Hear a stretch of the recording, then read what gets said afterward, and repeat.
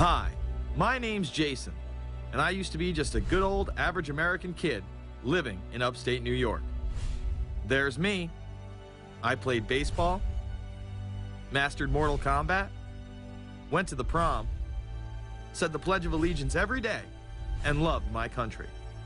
I even lived the dream of every American youth, college. Sure, it was a state school, but it also happened to be a party town. Great times all around, right? Well, sort of. I still had to work hard as a pizza guy to make it. And of course, there was school. I had to figure out the computer graphics programs I was working with, as well as attend classes I didn't care about. I certainly didn't know much about geopolitics. Then 9/11 happened and everything changed.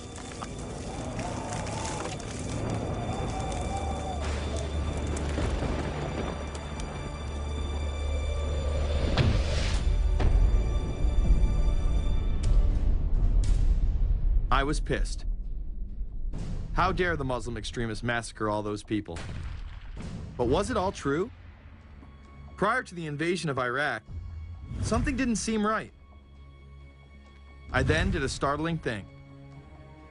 I actually took a look at what happened that terrible September day. What I found horrified and angered me to such an extent that I took action. We were lied to, and lied to big time. Before I knew it, I went from a normal college student to the political guy at the party to one of the guys that brought you the first internet blockbuster, Loose Change. The film would not only change my life, but countless others as well. So if you've ever seen Loose Change, the documentary about September 11th, conspiracy theorist documentary, it is riveting. Oh, like, yeah. you watch it, and by the end, not even the end, 10 minutes in, you're like... You got your car packed, your head... You're just like, oh my God, it's all true. So every place, there's questions coming from this documentary. And you don't have to believe everything in the documentary to still have questions come up. And you look back and you remember what you saw and what you were told, and now you have questions. We got the boogeyman out there. Wow. See, for many years it was communism, then it was the war on drugs, now it's the war on terror. All through our life, we've had to have a boogeyman. Loose Change took the truth about 9/11 into the mainstream with over 100 million views and allowed me to travel the country and even take on some of my detractors. The answer is no, they cannot. Jason, I think it's telling that every time you disagree with something, you call the people a liar. I'm not calling anybody a liar, sir. I'm calling you a liar because you are a liar. But if we were lied to about 9/11, then who was really behind it? A lot of people on the web were pointing towards the New World Order, but that was impossible. I mean, the Hulkster couldn't be involved, could he? Is the only way to go, and what you gonna do? So I set out to find out if the New World Order really existed. And if it did, what was it? Who was involved? And what were their goals?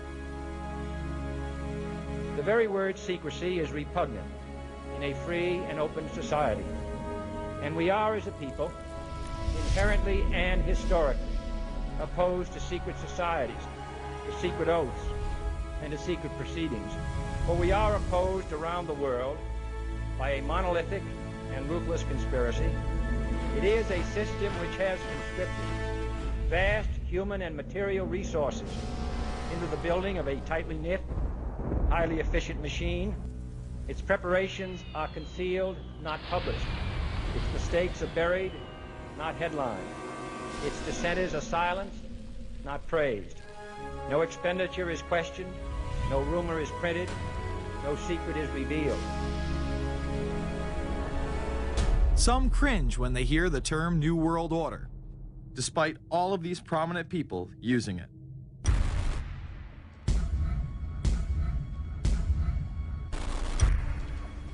The world that maybe some people dreamt of at that conference back in Bournemouth, when it looked as if maybe history would end, that liberal democracy would triumph, that free market economics would slowly progress, and we'd have a new world order.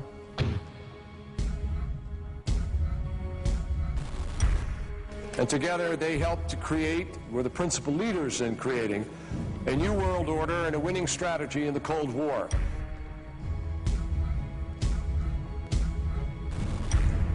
We are part of a new world order. And as the recently departed Admiral William J. Crowe once said, it's long on new and it's short on order.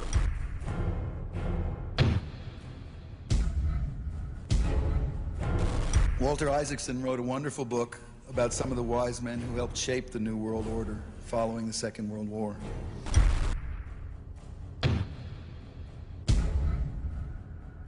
As we devise a way forward in Iraq, I urge the international community to embrace its responsibility for creating that new world order.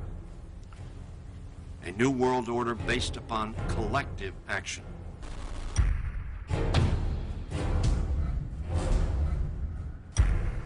The transatlantic partnership was never just the foundation of our security. It was the foundation of our way of life. It was forged an experience of the most bitter and anguished kind. Out of it came a new Europe, a new world order, a new consensus as to how life should and could be lived.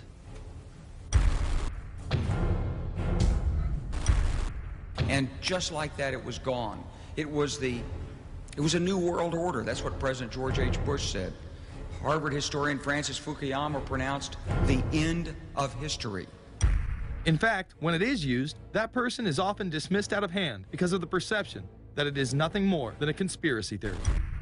Actually, the idea of global governance and a one world order has been around for centuries, and the term New World Order has been used frequently in recent history. The New World Order means different things to different people, but to those who expect to be in control of it, it means the same thing. It means all the world under their control. They believe that somebody must rule. After all, people are too darn dumb to know how to rule themselves. They figured that that's their role. The first in-depth publication of note was Samuel Zane Batten's work, The New World Order, which was published in 1919. Under the cloak of Christianity, this order speaks of a new world rising and advocates social control over all people and all resources. It promotes a world federation with a world parliament, an international court, and a global police force.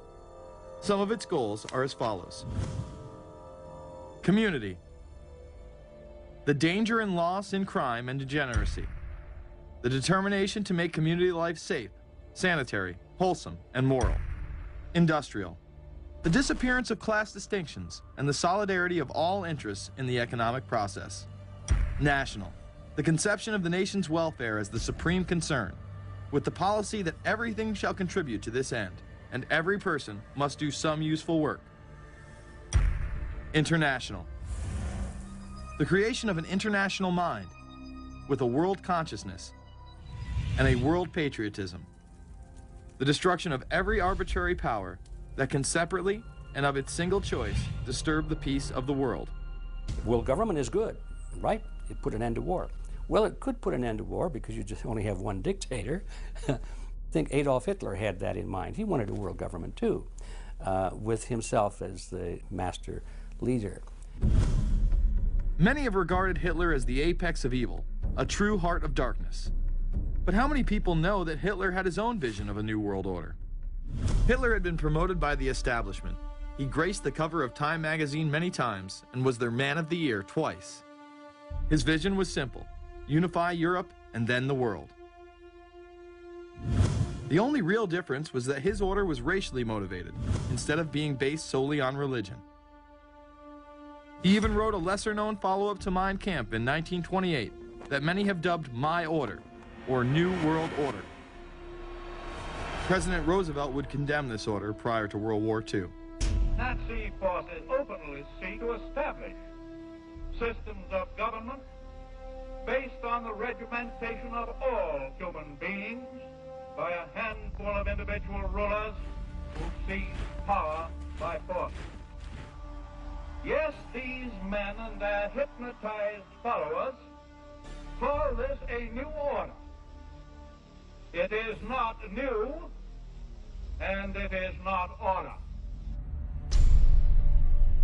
The idea of globalization was so prominent in Nazi ideology that the 1936 Berlin Games would be the first time that the Olympic rings would be displayed prominently and promoted in order to glorify the Third Reich. This symbol represents the 5 major regions of the world: Africa, America, Asia, Europe, and Oceania, interlocking and coming together as one. This one world philosophy still defines the Olympic Games today. Australia, hello and welcome. One world, one dream. Hitler's methods of youth corps, concentration camps, eugenics, and military aggression were so visible to the rest of the world, he eventually failed. However, his vision of a new world order lived on. Author H.G. Wells, the man behind The Time Machine and War of the Worlds, would write about a planned world state in which there must be a common faith and law for mankind. In 1939, he would publish a full book on the matter called The New World Order. Wells again has a similar vision, stating that national individualism has to go and that sovereign states must end. He then goes on to write, in the great struggle to evoke westernized world socialism, contemporary governments may vanish. Perhaps his most chilling prediction is that countless people will hate the New World Order, be rendered unhappy by frustration and their passions and ambitions through its advent, and will die protesting against it. Many of them quite gallant and graceful-looking people. Collectivism is that concept where individuals are considered to be discardable, and that the group is more important, and that the ultimate group, of course, is the state. And so it boils down eventually to the fact that the state is the all-important unit of society, and citizens exist only to serve the state. Other men of prominence would also promote a New World Order during the 1960s, including industrialist and former New York Governor Nelson Rockefeller. These are some of the reasons pressing us to lead vigorously towards the true building of a New World Order. Rockefeller would also become vice president under Gerald Ford. Religious leader Pope Paul VI, delegates to international organizations, public officials, gentlemen of the press, teachers and educators, all of you must realize that you have your part to play in the construction of a new world order. As well as former President Richard Nixon. And the hope that each of us has to build a new world order. However, Nixon was largely a mouthpiece for his most dominant advisor, Secretary of State Henry Kissinger. Kissinger may be the most vocal proponent for a new world order of his era. He has called for it time and time again, in policy papers, meetings, and interviews. Time magazine recognized both Nixon and Kissinger as Men of the Year after announcing their New World Order in China. However, they were working on it long before. In these once classified documents, they both discussed the new order with the president of Indonesia. Mainstream media was even critical of Kissinger's vision in the early 70s. In ragged, spasmodic fashion, a new world order is coming into being, but it looks less and less like the world order that Mr. Kissinger had constructed in his own mind. Kissinger's New World Order would fall under the radar for some time. However, it saw a vast revival during the first Bush administration. Here is Brent Scowcroft, former vice chairman of Kissinger Associates and former national security advisor under both Ford and Bush Sr., as he discusses the New World Order. Looking at the subtitle this morning, Are We Ready for the New World Order, gives me something of the shudders. That phrase, New World Order, I'm afraid I'm partly responsible for resurrecting. To me, what that symbolized was perhaps a fundamental change in the character of our response to national security issues. Here, Charlie Rose asked Scowcroft, Kissinger, and former national security advisor Zbigniew Brzezinski if we are living in a new world order. Where are we as we think about this time in American foreign policy? Are we at a special moment which is being redefined? Or are we creating a new world order? We're at a moment when the international system is in a period of change like we haven't seen for several hundred years. In some parts of the world, the nation state on which the existing international system was based is either giving up its traditional aspects, like in Europe, or as in the Middle East. George H.W. Bush would campaign for a new world order like no other president before him. He would openly discuss it during his State of the Union address. What is at stake is more than one small country. It is a big idea, a new world order, where diverse nations are drawn together in common cause to achieve the universal aspirations of mankind. Again, a unified Europe was a major goal in creating this order. With few exceptions, the world now stands as one. A year and a half ago, in Germany, I said that our goal was a Europe whole and free. Tonight, Germany is united. Europe has become whole and free. The world can therefore seize this opportunity to fulfill the long-held promise of a new world order. We can find meaning and reward by serving some higher purpose than ourselves, a shining purpose, the illumination of 1,000 points of light. Bush Sr. and his administration would tour and promote this agenda across the board at any given opportunity. The President has spoken often of a new world order. And we have an unprecedented opportunity to build a new era of peace and prosperity here and abroad, to build a new world order. It's my understanding, I think that the President, and I don't know the context of how it came up in his speech last night in New York, said that China must be a part of the new world order. I guess I would like to ask you how you envision China fitting into the new world order.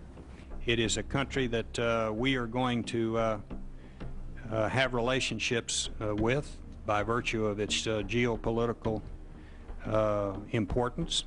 American officials say breaking down regional and national barriers to the flow of goods and services would represent a spectacular benefit to economies around the world.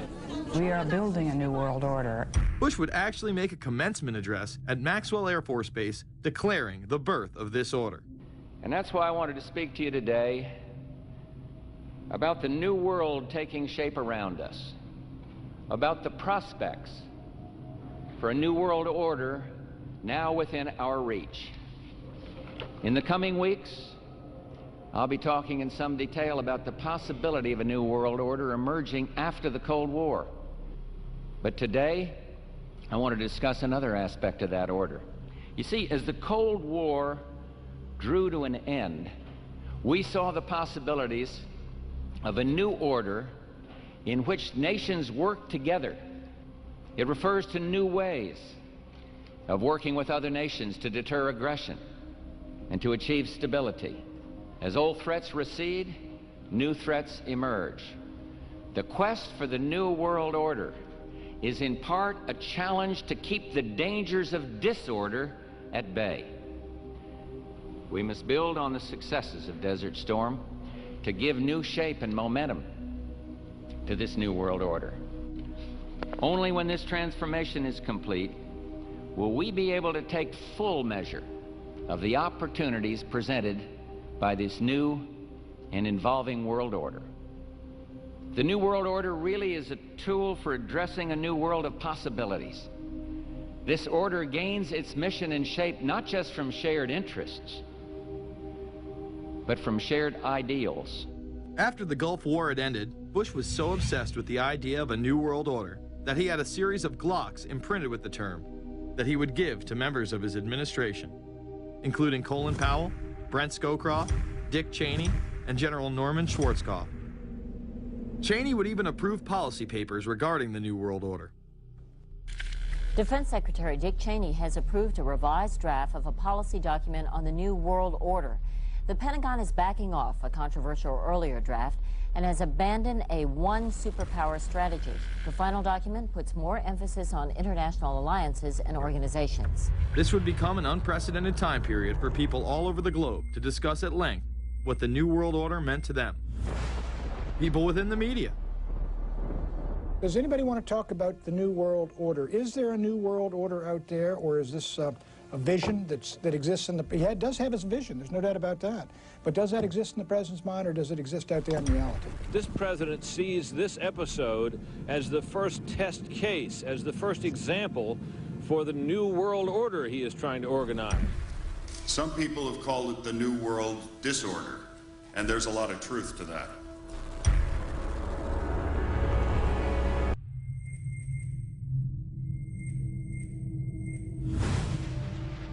University and institutional chairs. I mean, we're talking a New World Order at Georgetown.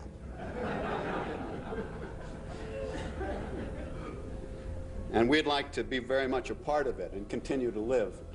This is a world that is likely to be dominated in the near future, and perhaps longer, by the Gulf War and the New World Order, which is the buzzword of the moment. So the secret of a New World Order, and at this point it's just a slogan, but it does have some historical background in terms that orders have succeeded each other over time. The secret of this is to learn how to use coalitions. We are effective in the United Nations. People within government.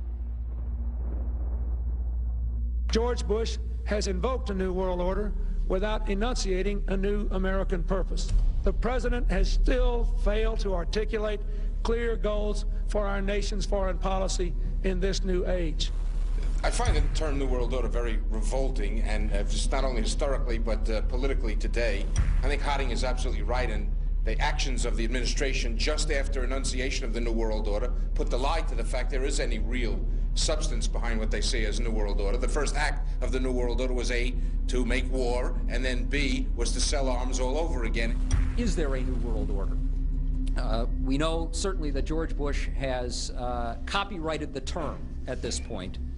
In the aftermath of this war, though, is it an empty vessel into which something will be poured? Is it the appropriate term to use? Is it going to be a New World Order, or will disorder be just as significant in this process as we look ahead? Let's start with Madeline. I think that we have, in fact, kind of had this term thrown at us, and many of us have not liked it, partially because of the previous historical connotation, and partially because I think it doesn't really deal with the way the world ought to be or is at the moment.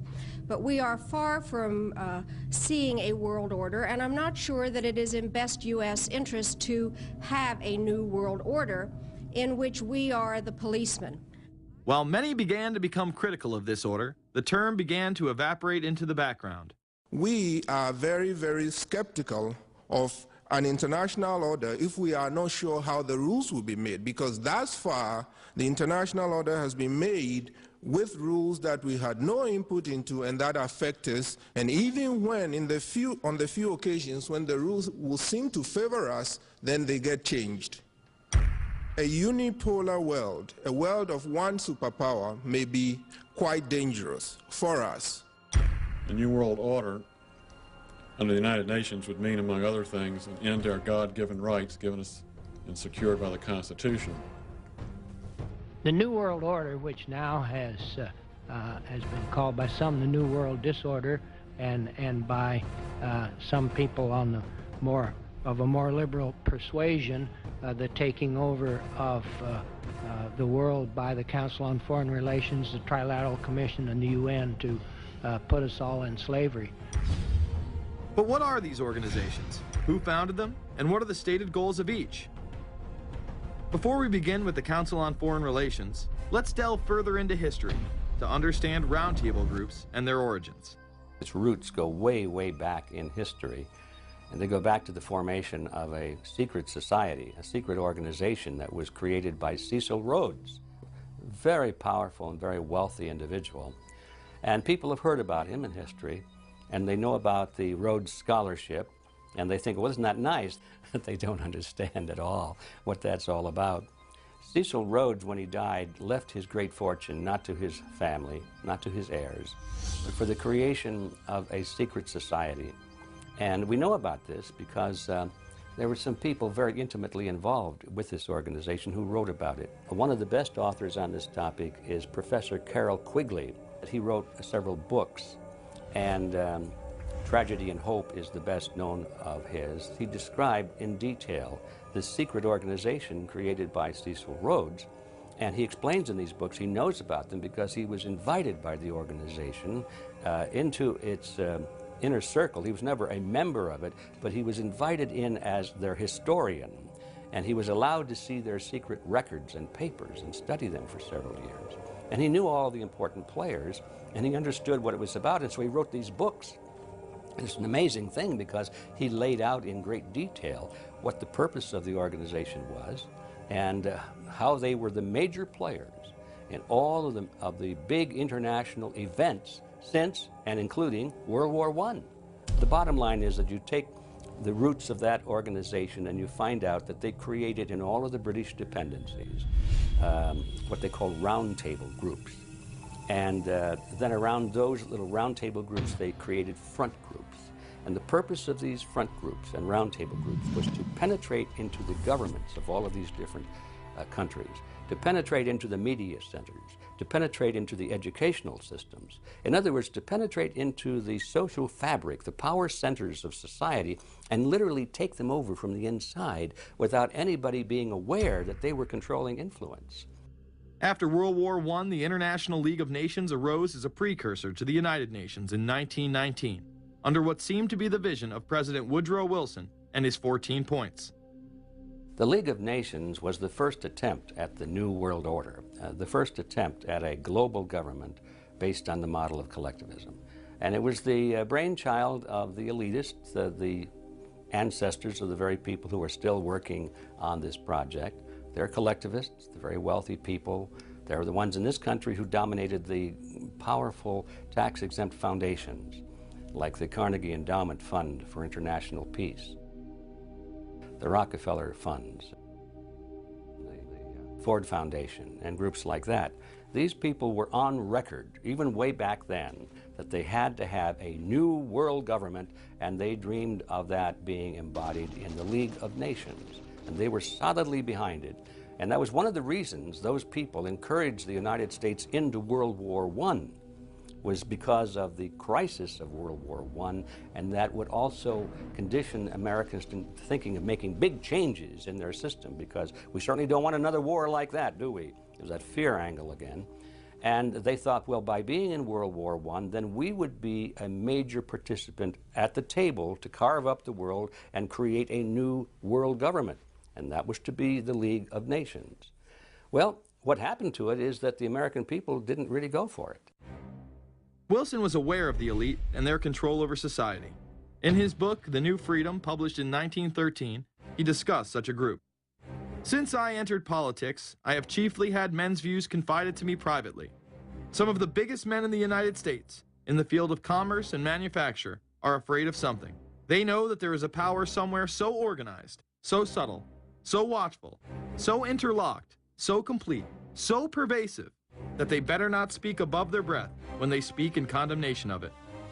Ultimately, this insight did not spare him from becoming yet another puppet of the global elite. You're watching Invisible Empire, A New World Order Defined. I'm Alex Jones, the producer of this film. I have produced 5 of the top 10 films in internet history, whether it's Loose Change Final Cut, Endgame, The Obama Deception, or Fall of the Republic. Yes, we've made informative, well-documented films, but the real credit for the success of these documentaries lies with you, the viewers. My friends, Invisible Empire is so important for people that need a crash course in the history of the ruling class and what this establishment is setting up. Please support the filmmakers so we can make future documentaries. Visit Infowars.com. Purchase the high-quality hard case DVD that has over 30 minutes of expanded extras. Make copies of that because it's the best quality available.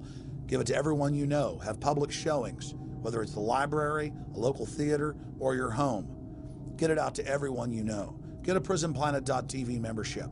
Download all my films in high quality. Burn them to disk and give them to everyone in your community. If we expose the globalist, there's no way they can carry out their hellish plan. The destiny of this film is in your hands.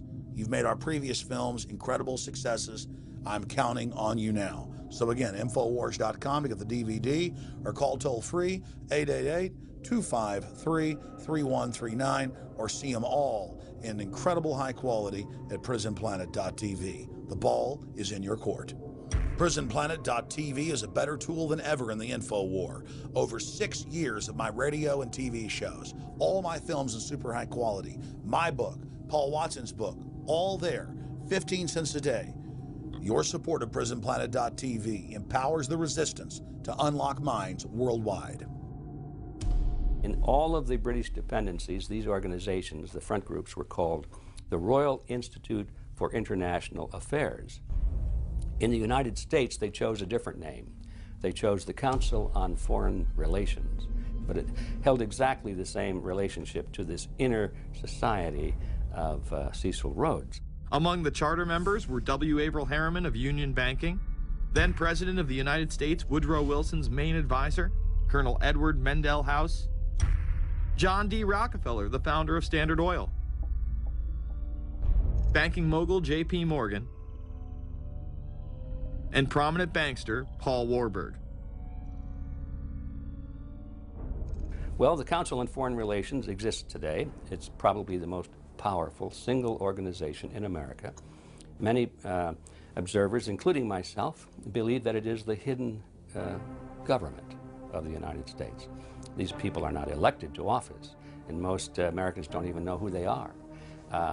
But they are holding all of the important positions in society. There are only about 4,000 of them in the United States, but I don't care what organization you want to look at, whether it's government, or whether it's the universities, or the large media centers, or whatever it is. You look at the people at the tops of those organizations, the owners, the managers, the CEOs, the board of directors, and I'm going to say probably 80 to 90% of the great power centers of America are dominated by just those 4,000 people who are members of the Council on Foreign Relations. Throughout its history, it would contain extremely influential and powerful individuals in finance, business, media, and politics. Former presidents of the United States include Richard Nixon, Gerald Ford, Jimmy Carter, and William Jefferson Clinton. Currently, Barack Obama claims not to be a member, but has spoken in front of the Council and has had his writings published in the Council's magazine, Foreign Affairs. It's been reported that you and your wife are in the globalist CFR, which is the Council on Foreign Relations. I'd like to know if that is true. Well, first of all, I'm not... the Council on Foreign Relations, I don't know if I'm an official member. I've spoken there before. It basically is just a forum where a bunch of people talk about foreign policy. And so there's nothing... there's no official membership. I don't have a card or, you know, a special handshake or anything like that. Now, why is that important? It's important because the avowed purpose of the Council on Foreign Relations is to create a new world order, a global government based on the model of collectivism. And that includes the elimination of the United States as a sovereign nation. That's why it's important. The people running this country are determined to destroy it. The Council was heavily criticized during the 1980s for being an organization hell-bent on destroying national sovereignty in favor of a world government. So many of its members hid their association with the organization. Dick Cheney had this to say in response to a question by David Rockefeller, who became the CFR's youngest director in 1949 and was chairman of the board from 1970 to 1985. He remains an honorary chairman to this day. It's good to be back at the Council on Foreign Relations. As Pete mentioned, I've been a member for a long time and was actually a director for some period of time. I never mentioned that when I was campaigning for re-election back home in Wyoming. Now, you are the president of the Council on Foreign Relations, all right? Yes, sir. You guys toy with countries of the world like toys, don't you? You're like the Illuminati, you're the Masons, you control everything, don't you? That's the rap on you guys. What's so interesting now, though, is who's on the chessboard. It's the toys, if you will, are a lot more than states. Notice that Mr. Haas does not deny that the CFR has massive control over the geopolitical arena, and instead tries to focus on the separate entities outside of nation-states.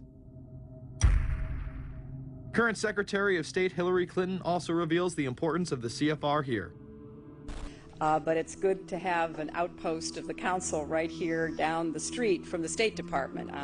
We get a lot of advice from the council, so this will mean I won't have as far to go to be told what we should be doing and how we should think about the future. You have these private groups that are run and created by the elite, by the ultra-rich, wealthy families that have been manipulating global markets from behind the scenes for generations. They create these private groups that then feed information to the government, to senators, to congressmen, their recommendations, their policy papers, what they think should happen. And it's fascinating because if you actually read what it is that they're doing, the recommendations that they make, they're very able to get them put in place.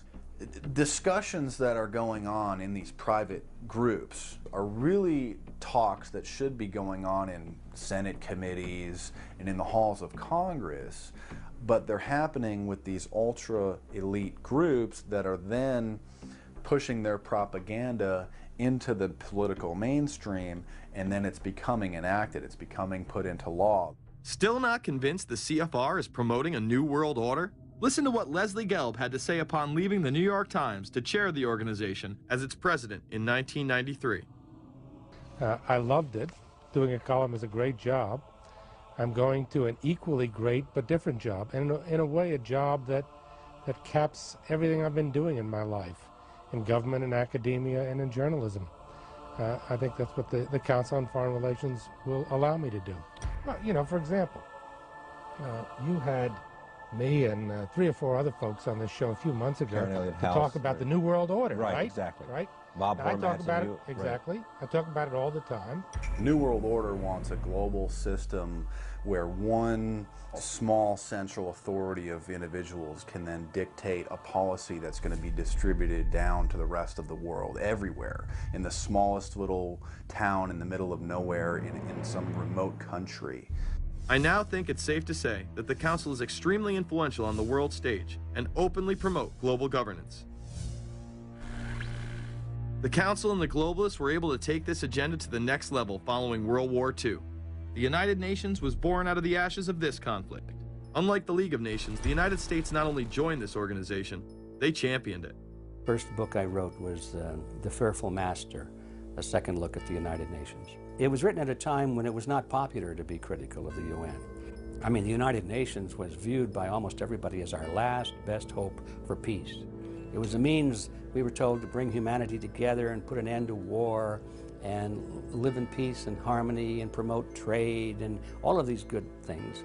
I wish it were any of those things, but it's not. The original charter for the United Nations was drafted in San Francisco in 1945, and the United States became a permanent member of the Security Council, along with France, the United Kingdom, the Soviet Union, and the Republic of China. The process by which other nations' belief systems could be used to erode and eviscerate our Constitution and Bill of Rights had taken a giant leap forward. The United Nations is one of the most well-known sort of globalization attempts. Its primary goal is to streamline all the governments of the world, to create a global council and to unify all the rules and all the regulations for the world. So it's essentially the precursor and an engine of this new world order. The United Nations is made up of all of the countries of the world, most of which are dictatorships of one kind or another. And you don't take a bunch of dictatorships and put them into a bag and shake it up and come out with a freedom-loving governmental unit. You come out with a global dictatorship. This was the public face of global governance. However, many other organizations have been birthed since. Even more suspect is a private group called the Trilateral Commission. David Rockefeller and Henry Kissinger are among its some 300 influential members. The Trilateral Commission, rich and powerful business and political leaders from Japan, Europe, and North America. The New York-based policy group was formed in 1973 by Chase Manhattan Bank Chairman David Rockefeller. In addition to Rockefeller, there are many other noted American members. Among them, economist Alan Greenspan, former Defense Secretary Harold Brown. George Bush was once a member, but resigned last year before his unsuccessful presidential campaign. Back then, it wasn't politically wise to be aligned with what his party's right wing considered a shadow world government. The United Nations would take over America. The Trilateral Commission would control the world. Just look at its membership, they say. Current and former members include Presidents Clinton, Bush, and Carter. Names like Brzezinski, Christopher, Kissinger, and Schultz. And top executives of ITT, Xerox, Exxon, and Nations Bank. Although this group with only 300 members seems to be at the apex of the power structure, there is yet another group formed in 1954 that is even smaller in number and has a greater influence on world events. Meet the Bilderberg Group. This elite group meet annually around the globe. There is a core group of members who have attended every year for decades, such as David Rockefeller, Henry Kissinger, and Queen Beatrix of the Netherlands. These members invite others who are politically and socially relevant at the time. Each year, around 140 people are in attendance. Real quick, I'd ask you this question. In 2004, you attended a meeting in Italy called the Bilderberg Group. I just want to know what you were doing out there, what that was all about. If she lied to me and told me she didn't go, I figured you might tell me the truth. All I did was go. They had a Republican and a Democrat. I gave like a 20-minute talk on the presidential election. And did it have anything to do with being John Kerry's running mate? Did they talk about that at all? No, because I wasn't his running mate. Okay. I happened to be in Europe then on my way to Russia. I was invited to go to Bilderberg by Vernon Jordan, a friend of mine and a genuine hero of the civil rights movement. And to the best of my knowledge, NAFTA was not discussed by anybody in my presence. Documents released by the group in 2001 reveal that in September of 1955, the group met in Germany and covertly outlined the idea of a European Union. Section E, European Unity, discusses the general support for European integration and unification, and the idea to unify Germany once again with the rest of Europe under a common marketplace. Belgian Viscount and current Bilderberg chairman Etienne Davignon told the EU Observer in 2009 that the next Bilderberg meeting could improve understanding on future action in the same way it helped create the euro in the 1990s. This illustrates the patience, vision, and reach of this organization. It was able to promote and establish both the European Union and a European currency over the course of just under 40 years, incrementally. One of the things that the elitists discussed back at the turn of the century when they were talking about how do you convert the United States into a collectivist system was the fact that you can't do it quickly. You have to let people get used to it incrementally, because any major change would be rejected. The 1957 Conference of Rome, where the Common Market Treaty, providing for free trade in all products, was at last signed. 6 nations, France, Germany, Italy, Belgium, Holland, and Luxembourg, agreed to remove all mutual barriers to trade within 12 to 15 years, the embryo of a political union which they proclaimed to be their ultimate objective.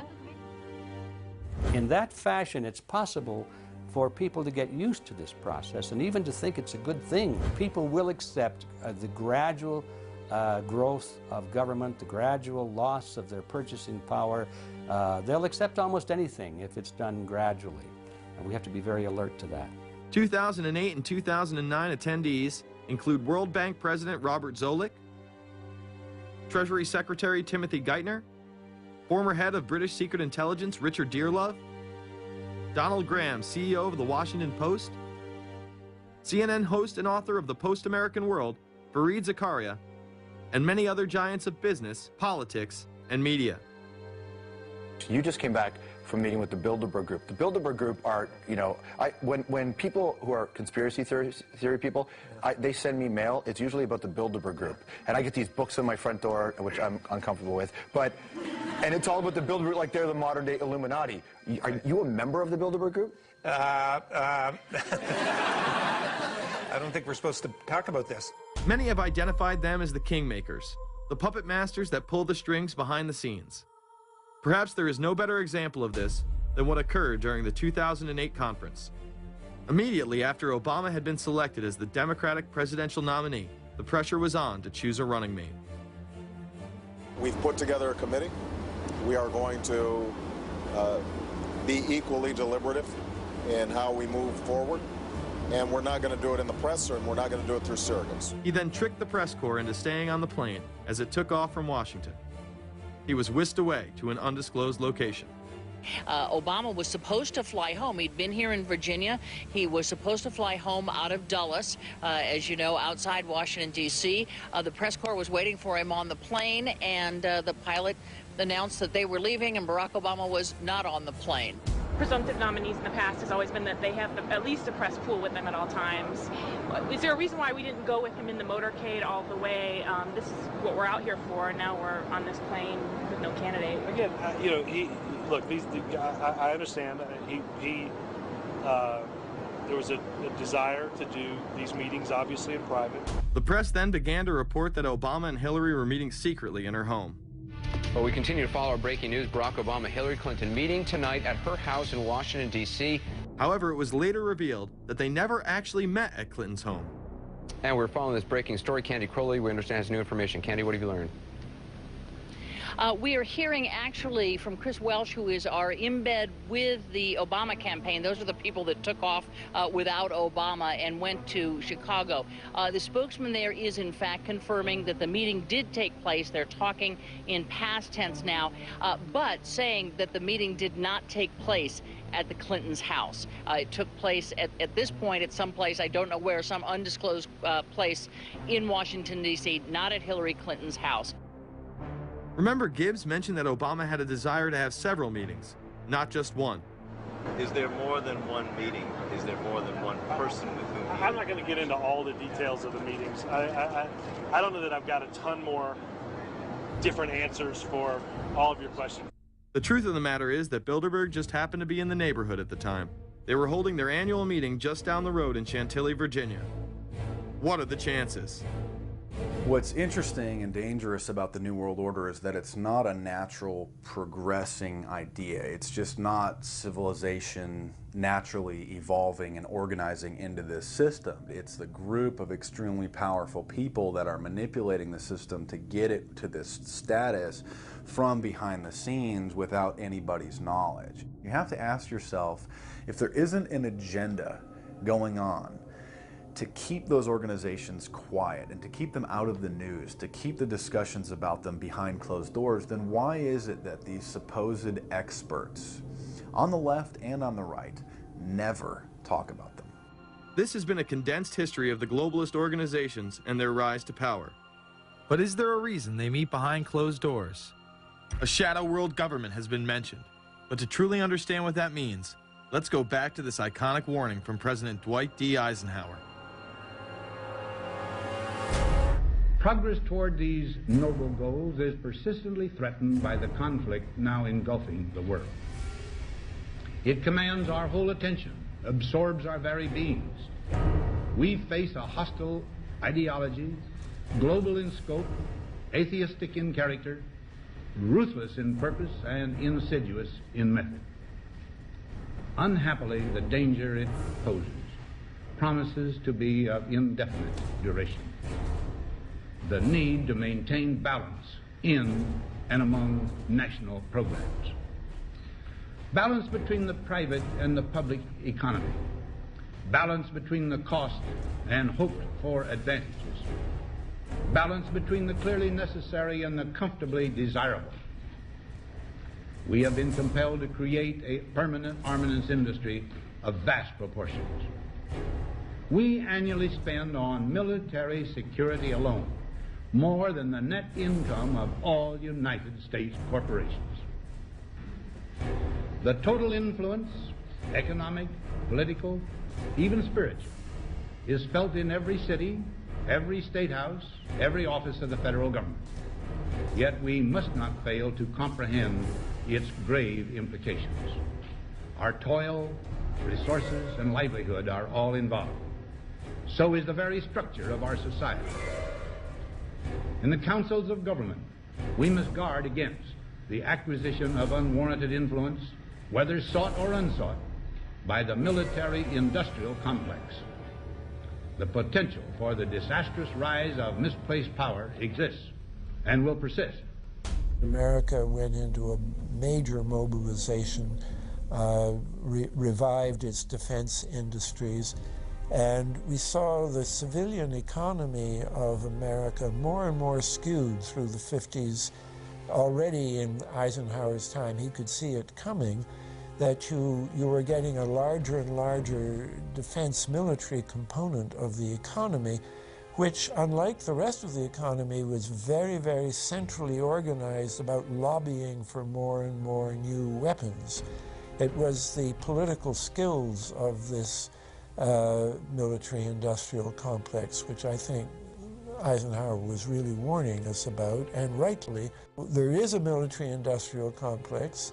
Today, we see a situation where the civilian economy is really in tatters, and most of our civilian production has gone overseas to third world countries. What do we export? Our biggest export practically is garbage, but apart from garbage, we export military equipment. We have a special act which subsidizes, makes it possible for countries abroad to buy our armaments because it's too expensive to produce them for one country only. So we have become a very efficient military-industrial complex, but the civilian economy is only a ghost of what it used to be, and this has terrible consequences for democracy because it means that the power of this lobby is now sort of dominating what goes on in Washington. Through multinational corporations, global intelligence networks, out-of-control banksters, all under the veil of national security and black operations, the global elite have consolidated power on a massive scale over the last several decades. You see, global corporations not only fund and develop large technological and military projects here and abroad, they also own the consumer industry and production, as well as all of the important media. By owning the vast majority of what we hear and see on a daily basis, we have been manipulated on a mass scale as to regards to what we believe and desire, both socially and politically. Edward Bernays, the nephew of world-famous psychoanalyst Sigmund Freud, would study group dynamics and become the father of public relations. He authored the book Propaganda in 1928. In it, he described how to intelligently and consciously manipulate the habits and opinions of the masses within a democratic society. He went on to state that those who harness this unseen mechanism of society constitute an invisible government and are the true ruling power. It is they who pull the wires which control the public mind, who harness old social forces and contrive new ways to bind and guide the world. The average American is distracted, mindless, worried about minuscule things, celebrities, as if it was their own family members. And this is by design, because the powers that be, who own the media, know how our brains work. They know scientifically how the human mind functions. They know about sociology, and they are using the media, and have used the media for decades now, to entertain people with issues that don't really matter.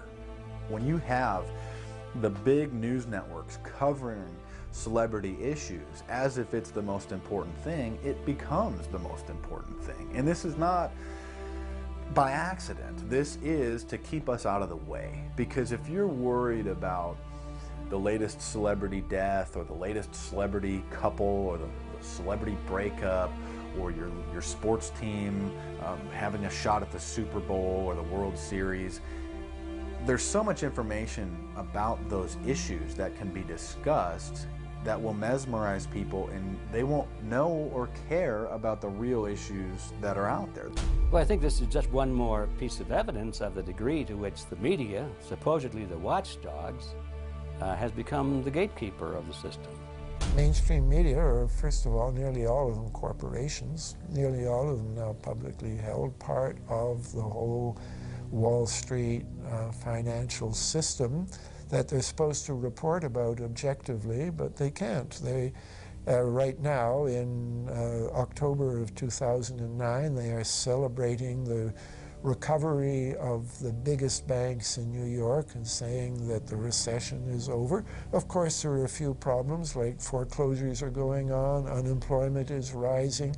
All of this is affecting the American people, but it's not affecting the financial elite who also control the media. Bernays successfully identified the invisible empire which controlled the minds of men. So as the populace is mesmerized and hypnotized by powerful behind-the-scenes forces, as they are distracted by the latest celebrity scandal, the newest cell phone, and their favorite sports team, this network disguises itself, remaining in the shadows. Despite the elite utilizing Bernays' methods, in conjunction with the military-industrial complex they had erected, a modern arm of this organization was exposed in what came to be known as the Iran-Contra scandal. Essentially, black operations were not only caught dealing arms illegally and supporting South American dictators, but also smuggling drugs into the United States.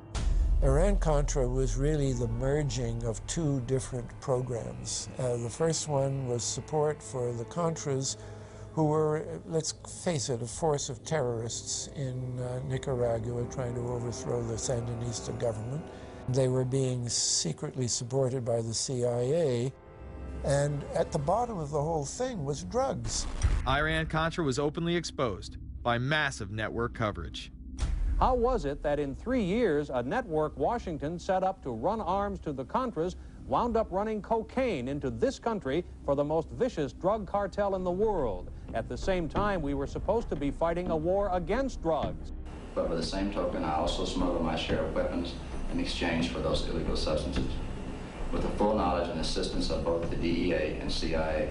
Betzner says that in 1983, he flew weapons from Florida to El Salvador and drugs from Colombia to the Bahamas on the way back. In 1984, he says, he flew twice from Florida to Costa Rica and back. We could bring back our own cargo, and they would arrange it, or we could bring back their cargo without ever having to worry about interception, arrest, anything like this, that everything was taken care of. What kind of cargo were you talking about? Drugs. Tolliver says he had 2 meetings with this man, CIA veteran Rafael Quintero. Then in March of 1986, he says he flew 14 tons of weapons down to Honduras, to this Contra resupply base set up by the CIA. We take off from Tegucigalpa, Honduras, and we leave. To? South Florida. Where in South Florida? We landed at Homestead. Homestead? Air Force Base. This is the plane Tolliver says he used. The plane traces to a company that had a State Department contract to fly humanitarian supplies to the Contras. In addition to that, 3 dozen sources confirm the basic scheme. We can now report that long before that operation began, there was another operation to provide guns for the Contras, which was also against the law. In this operation, Americans and Israelis provided arms to the Contras, and then the same network smuggled drugs into the United States. The operation was launched in spring of 1983 at Washington's request, with at least $20 million of Israeli government money later reimbursed, we're told, from U.S. Covert Operations Fund. For about 5 years, people were flying arms into Iran, and most of them came from Israel. The Israelis purchased the weapons from Poland and Czechoslovakia and began shipping them secretly from Yugoslavia to Bolivia and then to Panama. The Israeli liaison man there, this man, Michael Harari, until recently a close aide to Panama's strongman, General Manuel Noriega. You'd bring the ship into Colombia, you would load drugs aboard it, and you would bring those drugs back to Panama with you. But bringing that stuff into the United States, that was something else. I've never been so thoroughly disgusted with myself in my life. This network would also be involved in the October surprise. We really can't understand that unless we understand the so-called October surprise in the 1980 election, which is, I think, unquestionably Republicans, including William Casey, who later became Reagan's head of the CIA, negotiated with the Iranians for them not to release the hostages which were being held in Iran to Carter, but to wait until the Carter was defeated and the Republicans were in. That is what actually happened, that the hostages were only released on the day that Carter left office and Reagan came in. Unbelievably, this same network would even be linked to the BCCI banking scandal by journalist Danny Casolaro.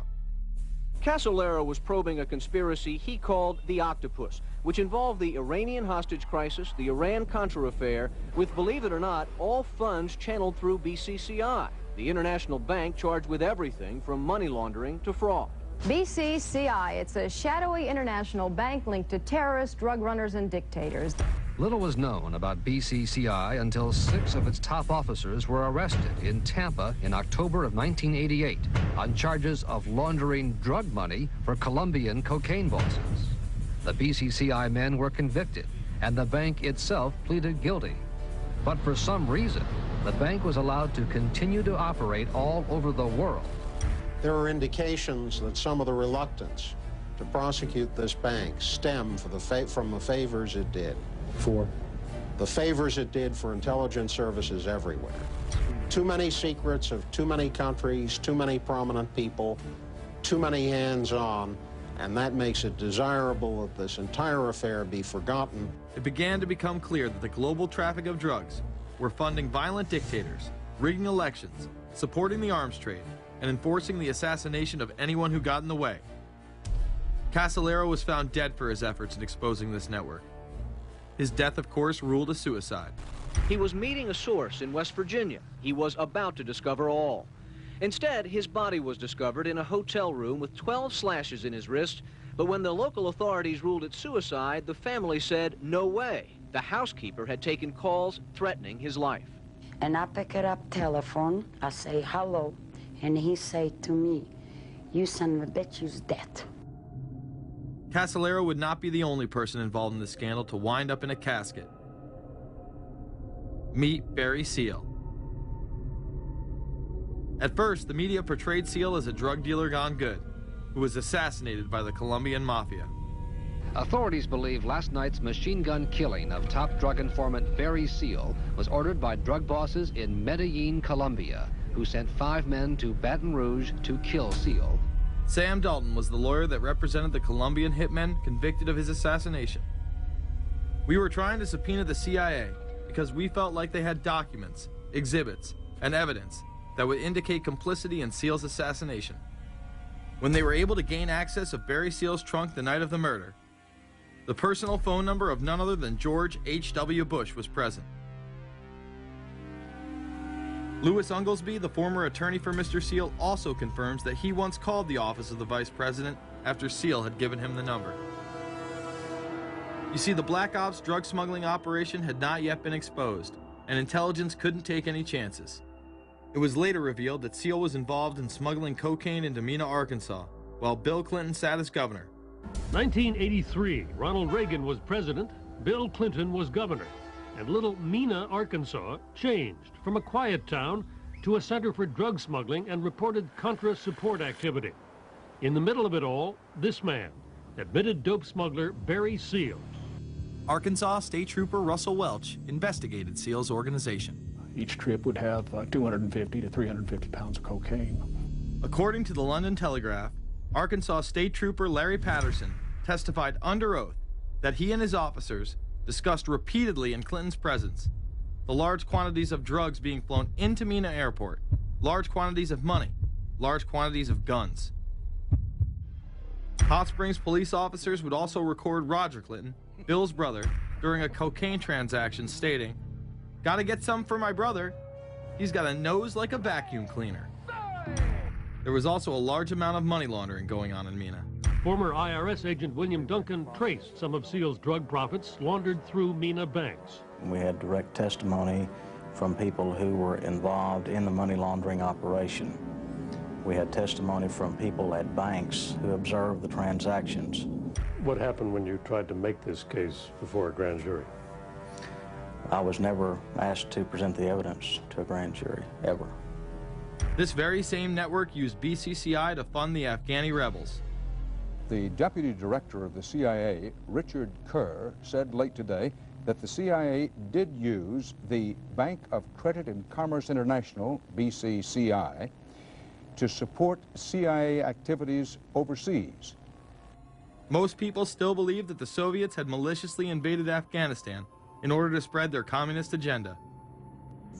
The Al-Qaeda was essentially a kind of a byproduct of Brzezinski's campaign to embarrass the Soviet Union in Afghanistan. They weren't in Afghanistan at that time. Brzezinski boasted later that he was responsible for drawing them into Afghanistan.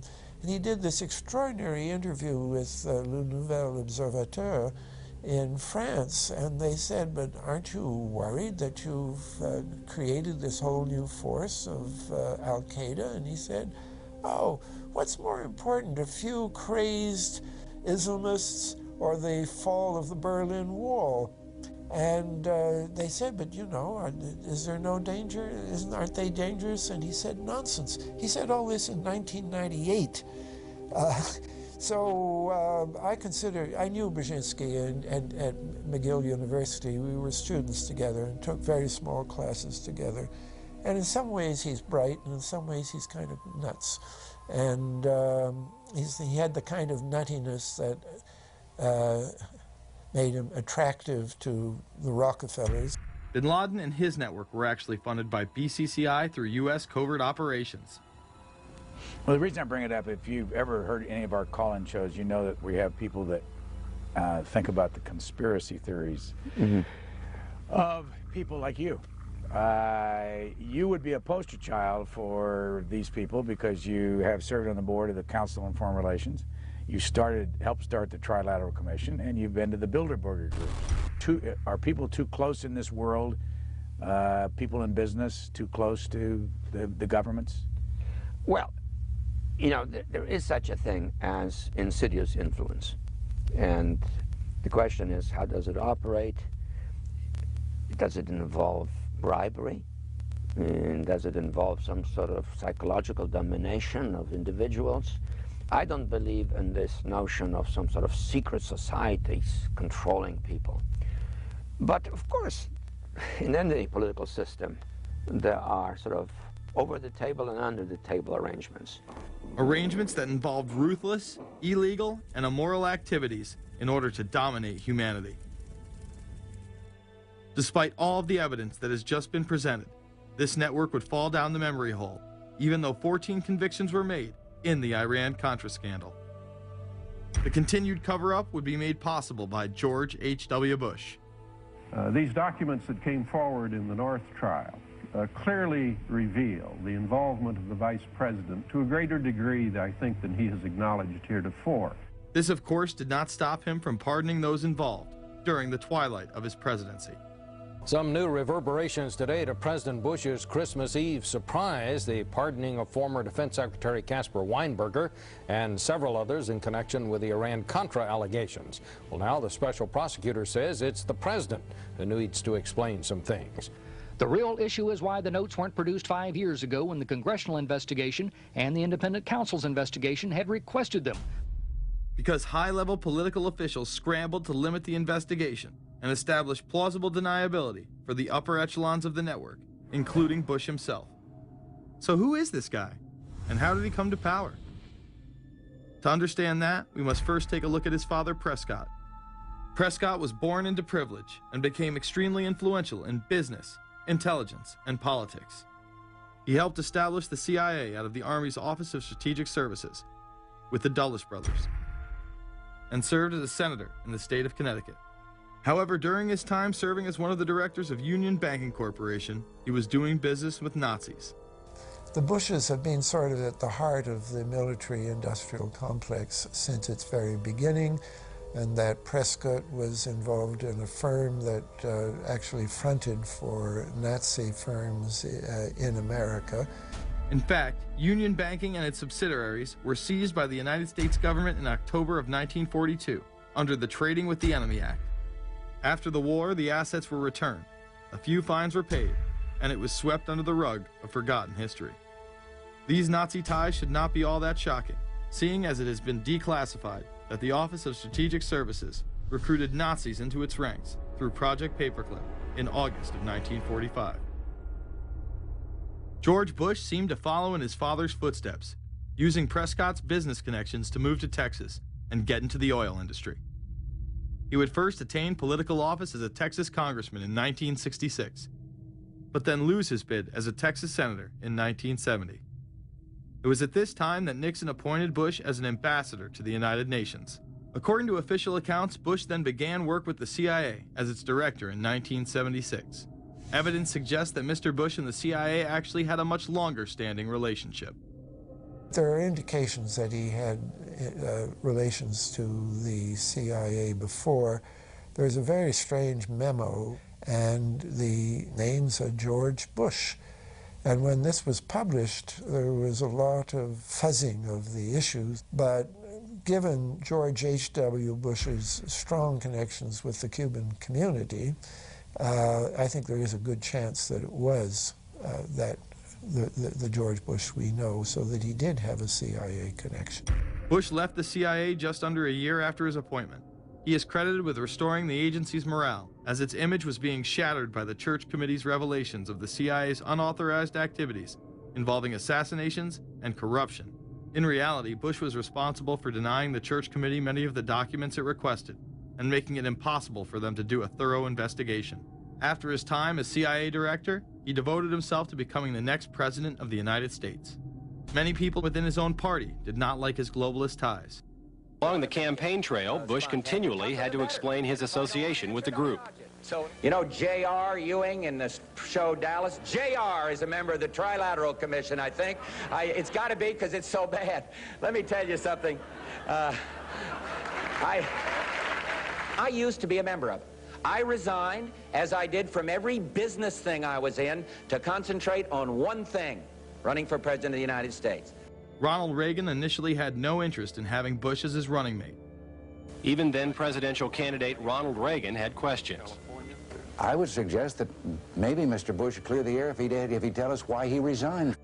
Reagan's backers then forced him to choose their intelligence frontman, George H.W. Bush, as his vice president. But in spite of last year's campaign rhetoric, all seems to be back to normal between George Bush and his old colleagues.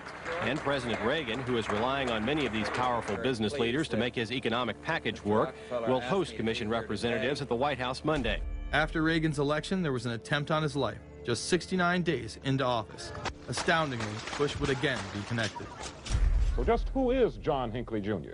When he left this neighborhood 8 years ago, he was, by all accounts, well-liked and seemingly normal. This donut shop near the motel was visited by Hinckley, who reportedly waited for a phone call here each day, even though he had a phone in his motel room. The nature of the calls is not known. A touch of irony. The young man walking with the elder Hinckley is 30-year-old Scott Hinckley, John Jr.'s brother. He and Vice President Bush's son, Neil, are friends. They had planned to have dinner together in Denver tonight. The plans have been canceled. We were told Hinckley was a madman acting alone. If that was the case, why was he making phone calls from a payphone down the road instead of his hotel room? Why was the would-be assassin's brother a family friend of the man who stood to gain the presidency?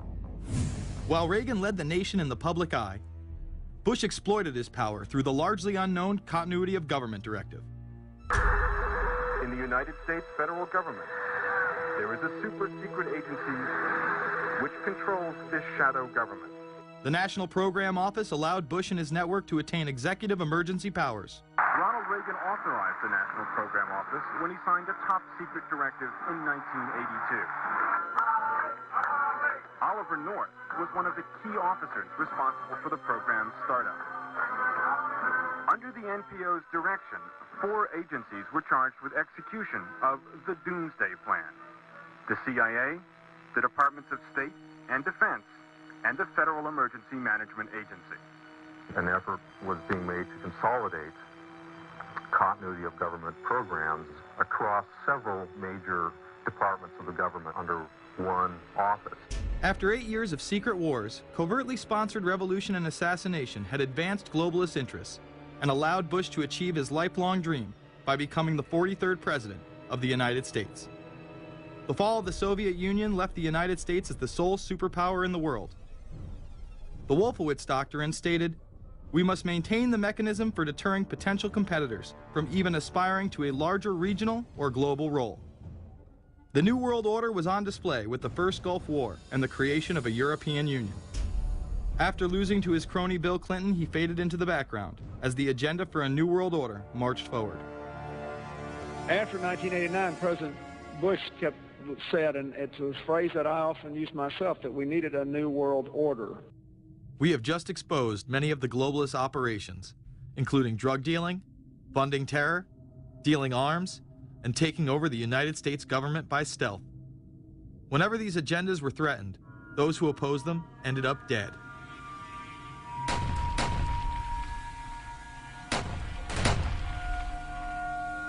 We've got some difficult days ahead, but it really doesn't matter with me now, because I've been to the mountaintop.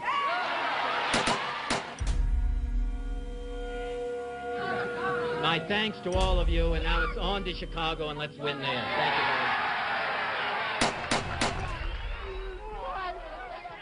Gave a paper about all three of the big assassinations in the 60s, which was John F. Kennedy, Bobby Kennedy, and Martin Luther King.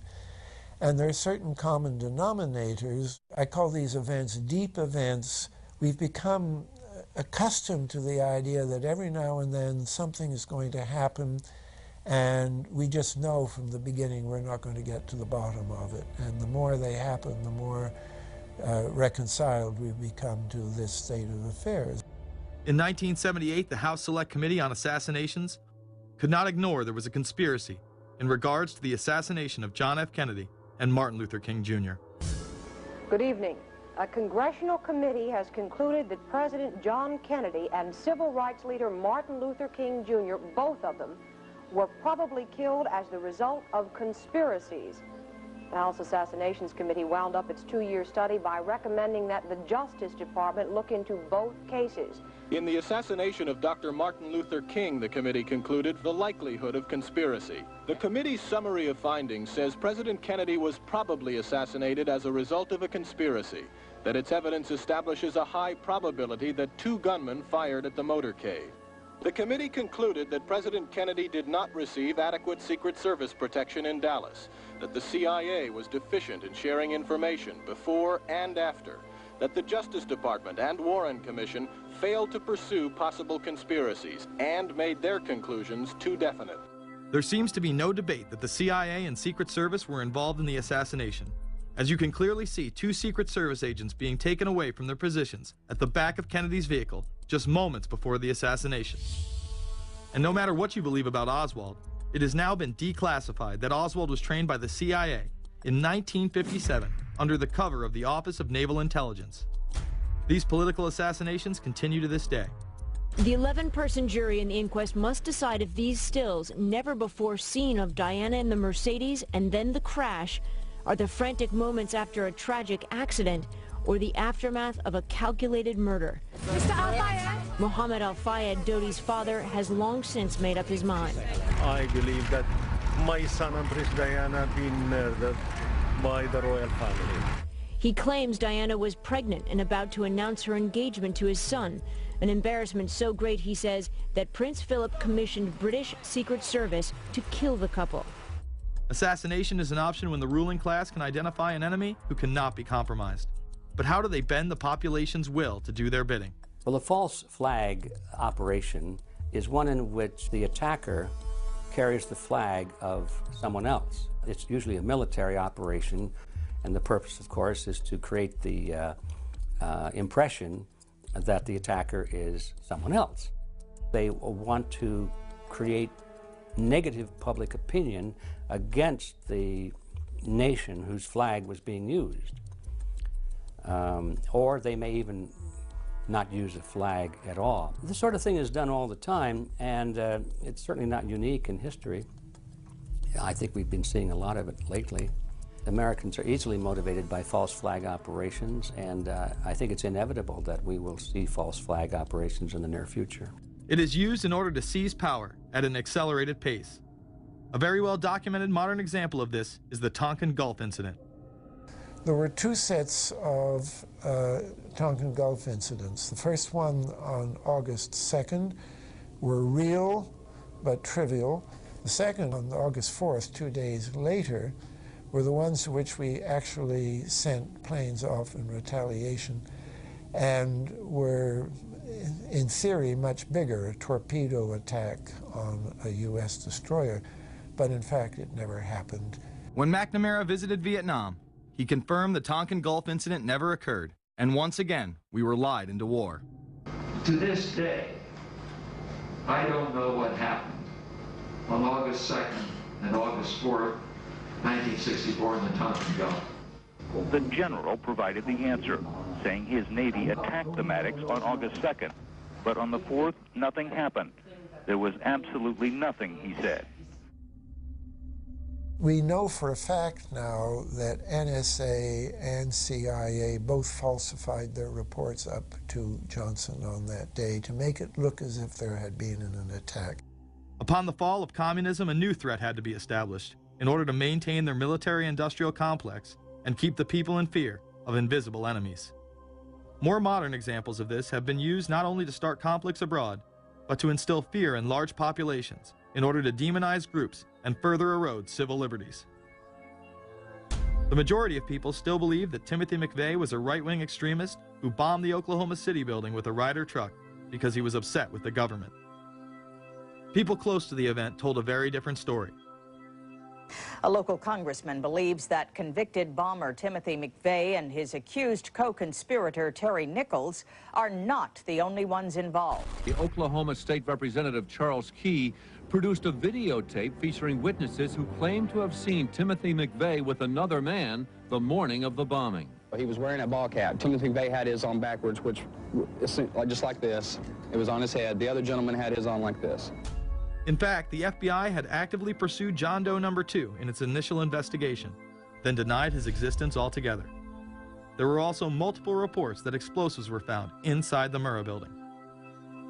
The Justice Department is reporting that a second explosive device has been found in the AP Murrah building in downtown Oklahoma City. Mike, you're still with us, aren't you? Yes, I am, and I might tell you in addition to that, that in fact what we were told at the scene a few minutes ago was that in fact 2 different explosive devices were found in addition to the one that went off. The second explosive was found and diffused. The third explosive that was found, and they are working on right now as we speak, I understand, both the second and third explosives, if you can imagine this, were larger than the first. Bomb squads were actually caught on video pulling into the building to retrieve these devices. They'll back that trailer down there, and the bomb squad folks will go in, and they will use that trailer. You see the bucket on the back there, sort of, this is how they would transport the explosive device away from this populated area to try to do something with it. I just took a look down the street at the Murrah building again. I see another bomb truck going, so apparently they're going to try to get out that third bomb that's been talked about. This was even confirmed by the governor at the time, Frank Keating. One device was deactivated. Apparently there's another device, and obviously whatever did the damage to the Murrah building was a tremendous, very sophisticated explosive device. Members of the ATF who would have normally been in the building were tipped off prior to the bombing. He saw what appeared to be a police bomb squad truck near the Murrah building 2 hours before the blast. It had a shield on the side of the door, and it said bomb disposal or bomb squad below it, and I really found that interesting. Another witness who spoke to ABC News on the condition of anonymity will tell the grand jury tomorrow he was told by an ATF official agents working in the building had been warned in advance not to come to work. He just came out and told me that the ATF wasn't in the building that day. They'd been tipped by their pagers not to come to work, which I was flabbergasted. McVeigh would even claim in a letter written to his sister, which was published by the New York Times, that he was actually recruited for black operations, which included smuggling drugs into the United States, as well as assassinations. One may brush this off as the ravings of a madman. However, McVeigh was filmed at the Camp Grafton military facility in North Dakota on August 3, 1993. McVeigh's official records state that he was discharged over a year prior from the Army Reserve in May of 1992. Perhaps even more interesting is that Camp Grafton was specializing in training troops in explosives and demolitions at the time. When all was said and done, the security tapes reported to have captured the entire thing on video were rounded up and classified. In 2009, they were finally released, and magically none of them caught the bombing. The excuse being they were all having their tapes changed at that exact moment. This event would be labeled domestic extremism, which was used to demonize critics of world government, militias, and create fear within the populace. Muslim extremism seemed to show its ugly face in then unprecedented fashion on February 26, 1993. A truck bomb had gone off in the parking area of the World Trade Center. Luckily, the bombers failed to follow instructions and parked the truck carrying the explosives against the main support column. What is not discussed, however, is the bomb was actually built by an FBI informant under the supervision of the FBI. Ahmed Salam, a former Egyptian army officer who had been doing undercover work for the FBI, was the man who actually built the bomb. When he was told that he would have to use real bomb-making material instead of harmless substitutes, he became suspicious and began taping his conversations with FBI officials. Last winter, the FBI was praised for its speed in cracking the case of the World Trade Center bombing and bringing 4 suspects to trial. Now, there is some evidence that the FBI may have known of the plot in advance through an informant and might even have stopped the bombing that killed 6 people. Notice the media emphasizes that they might have been able to stop it. They then gloss over the fact that the bomb was built by their agent under FBI supervision in conjunction with the district attorney.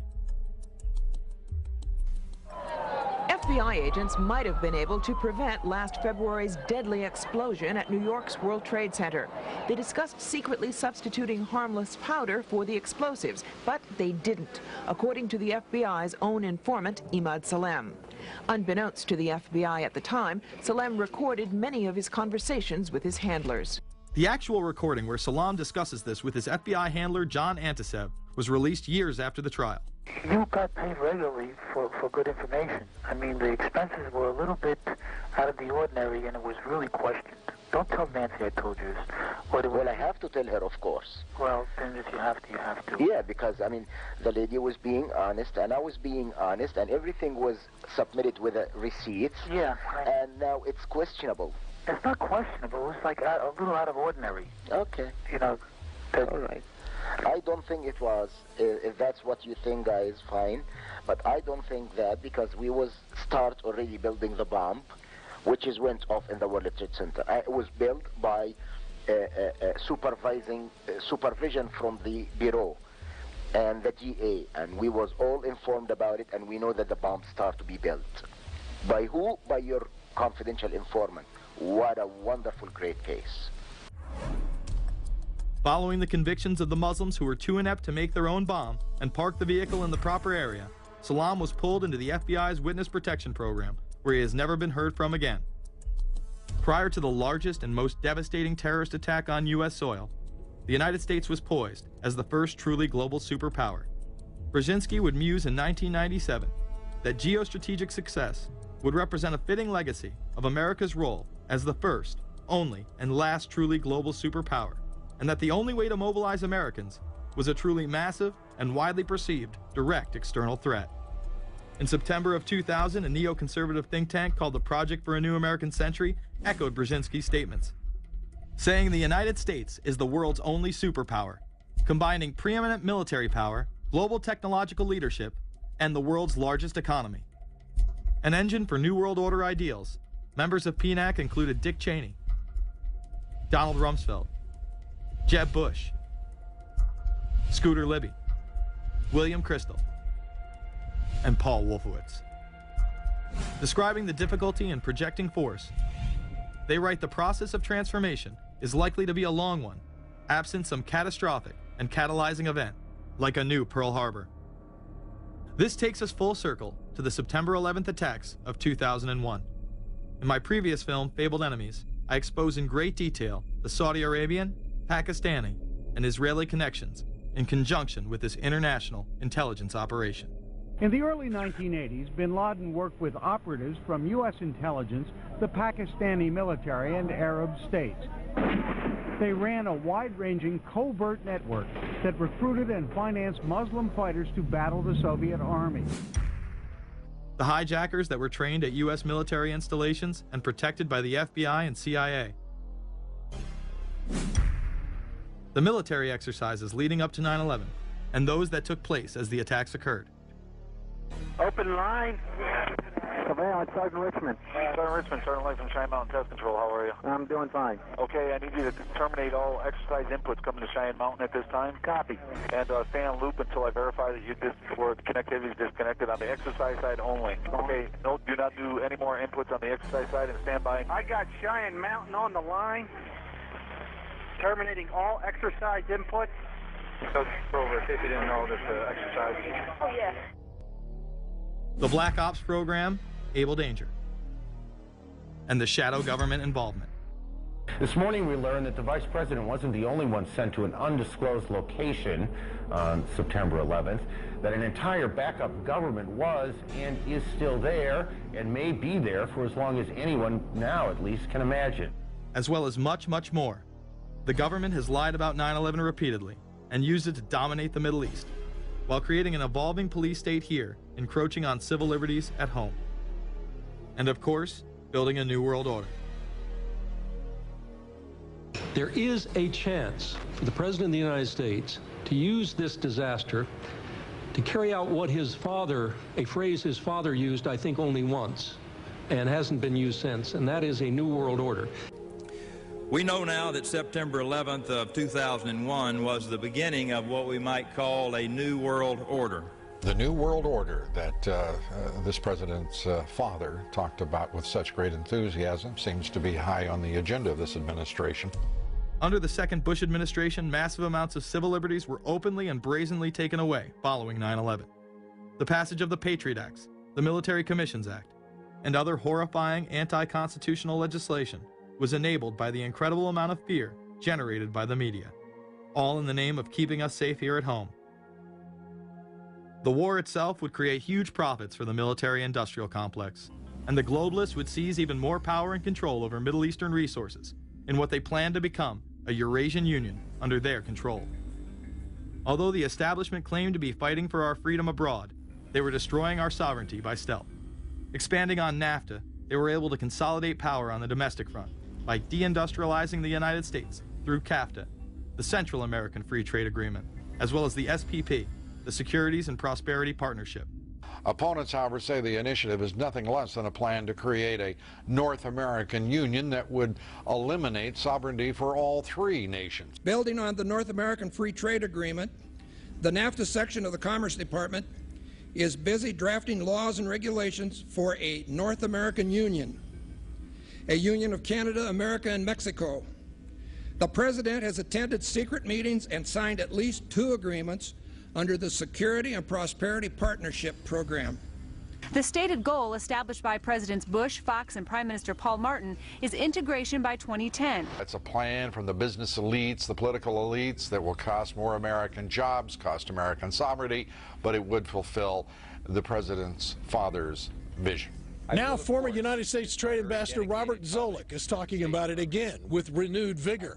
This time, a new world order with business at the helm of trade and economic policy.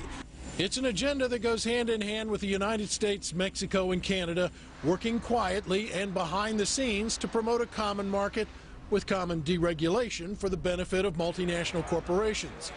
It's remarkable to me, the arrogance, the idea of just simply throwing away the nation's sovereignty, but they're trying to do so in so many ways. People better understand that they mean exactly what they're saying. It's a new world order they're trying to create. Dobbs, the only mainstream anchor to expose the new world order, resigned shortly after bullets were fired into his home. The elite do not plan on waiting around for these unions to be formed before implementing the next step in global government. Through the vast global economic crisis of the last few years, they have been able to devalue the dollar and undermine it as the world's reserve currency.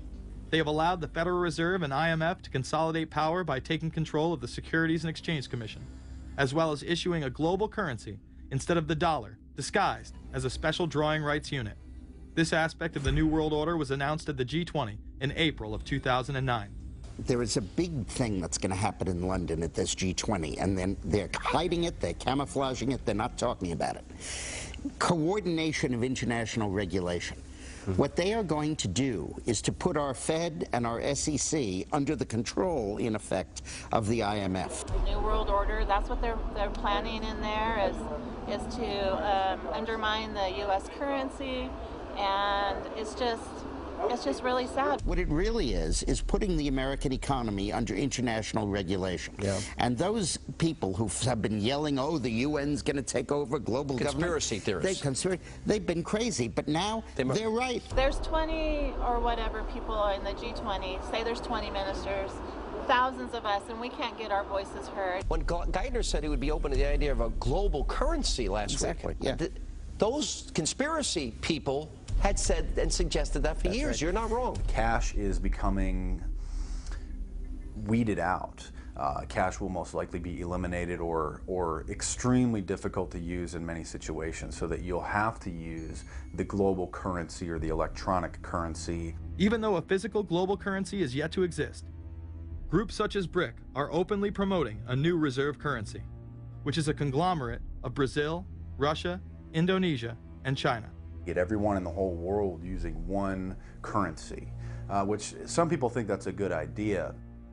Russian President Dmitry Medvedev recently showed off a sample coin of the new world currency at the G8 in July of 2009. We have also agreed today additional resources of $1 trillion that are available to the world economy through the International Monetary Fund and other institutions. This includes 250 billion from special drawing rights, the reserve currency of the IMF, drawing rights that will be issued to countries who are part of the International Monetary Fund. I think a new world order is emerging, and with it the foundations of a new and progressive era of international cooperation. The head of the European Union is also calling for global government. 2009 is also the first year of global governance, with the establishment of the G20 in the middle of the financial crisis. Gordon Brown has called for a world constitution. We now need nothing short of a world constitution for the global financial system. Both Gordon Brown and Barack Obama had been groomed to be the next Anglo-American spokesman for this new world order after Bush and Blair stepped down. Here is Gordon Brown in front of the CBI prior to him being chosen to become Prime Minister. And it's only now that we can begin to understand that the world order that globalization brings and what it's going to look like. But what does the new world order mean for countries like ours who are looking to succeed? And the question for us is how we meet and master all these challenges to ensure that Britain enhances its competitiveness in the process and realizes what I believe is our destiny of success in this new world order. A new world is emerging. It is a new world order with significantly different and radically new challenges for the future. President Barack Obama has also espoused similar views on globalism. Here he is in Berlin, Germany, in July of 2008, in what media have dubbed his New World Order speech. Well, there have been extraordinary scenes in Berlin tonight as thousands of people gathered to hear Barack Obama deliver key foreign policy speech on his current European tour. The Democratic presidential hopeful laid out his vision for America's place in a new world order. In this new world, such dangerous currents have swept along faster than our efforts to contain them. And that is why we cannot afford to be divided. No one nation, no matter how large or powerful, can defeat such challenges alone. But the burdens of global citizenship continue to bind us together.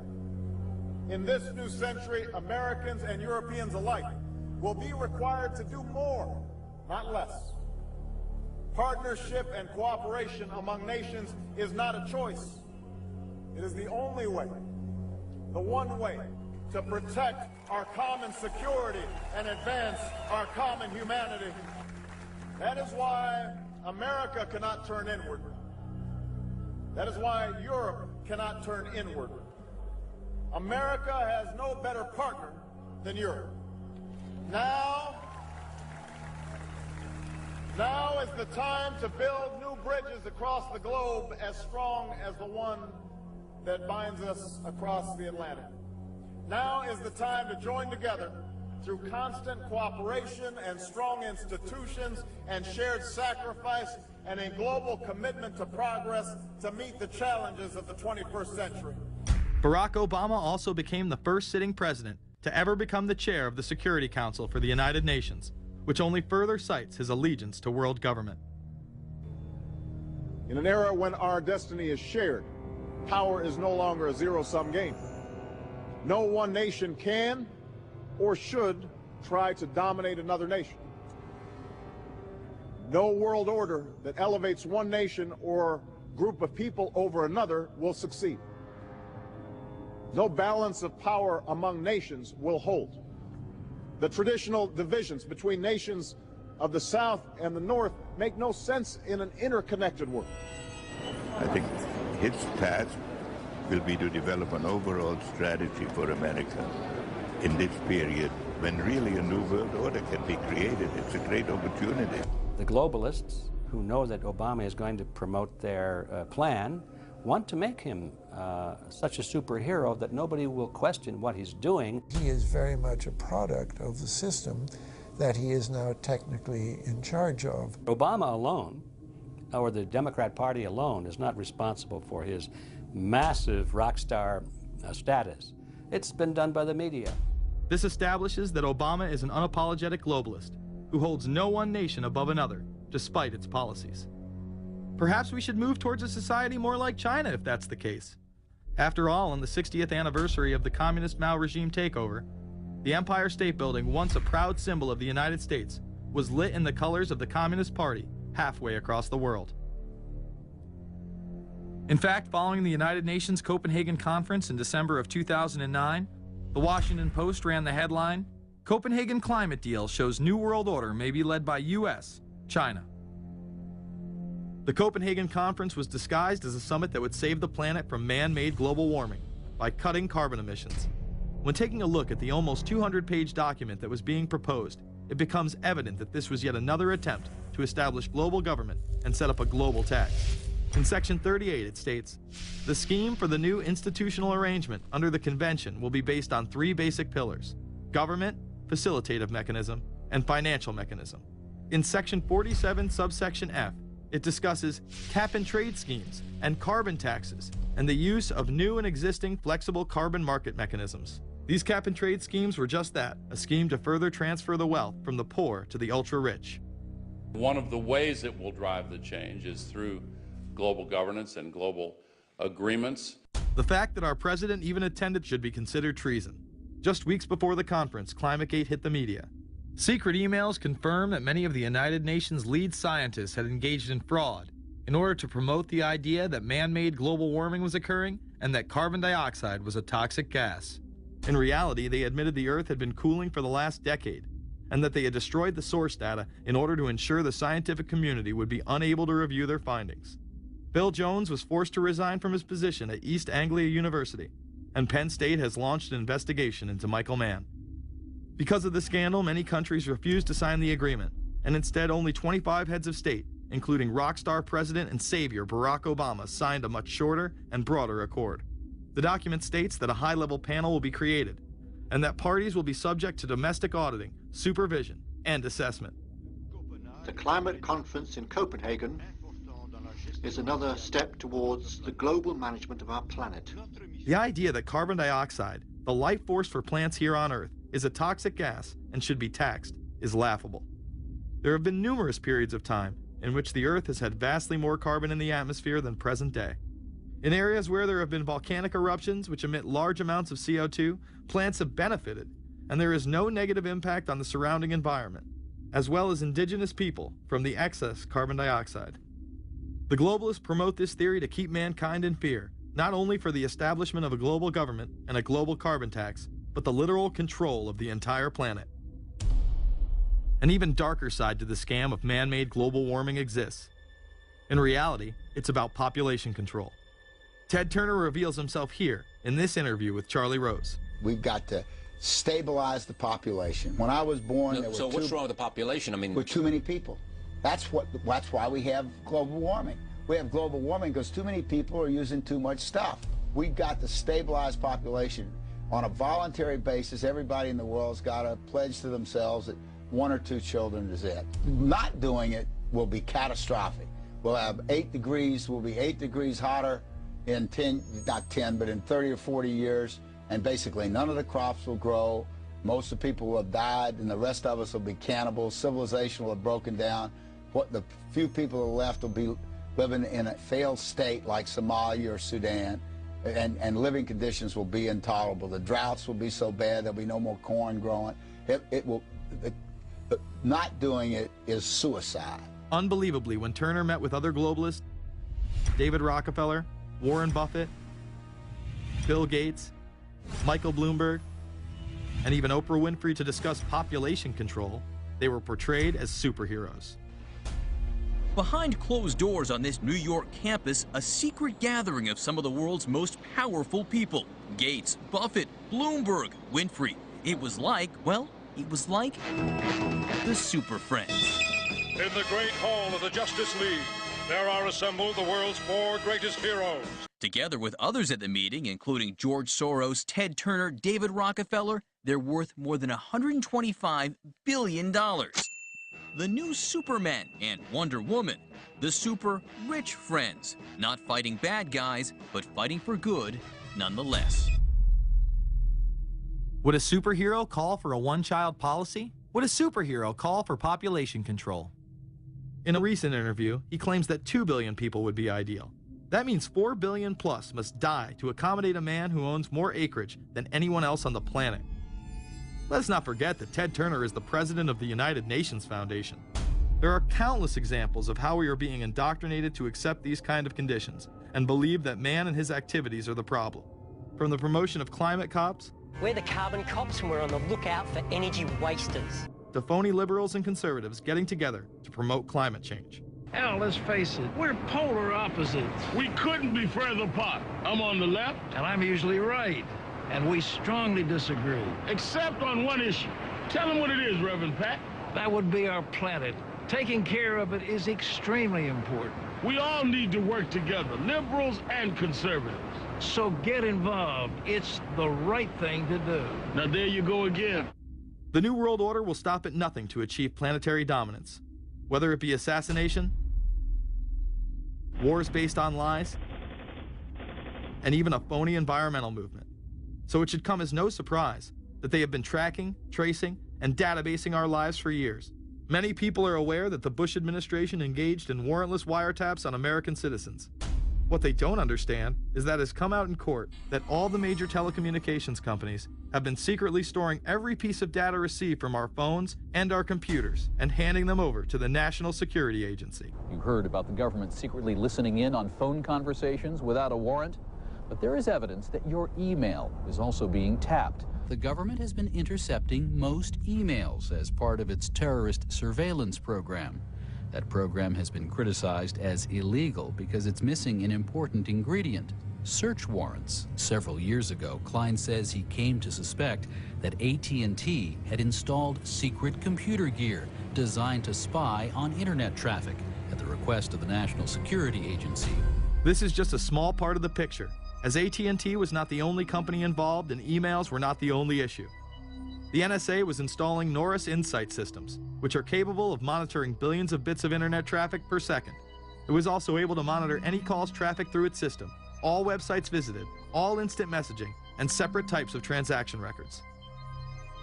The secret room at AT&T contains gear which enables the government to look at every individual message on the internet and analyze exactly what people are doing. Here's another document. It mentions a company called Norris. Norris makes computer software that can swallow and analyze 10 gigabytes of information every second. That means it could go through all the information in all the books in the Library of Congress in a little over 15 minutes. The documents Klein and others were able to produce were then censored by the NSA. Bankston isn't allowed to talk about the documents in detail. The government has since had them sealed. But he says what is in there boggles the mind. We are talking about a substantial portion of all the communications traffic in the United States.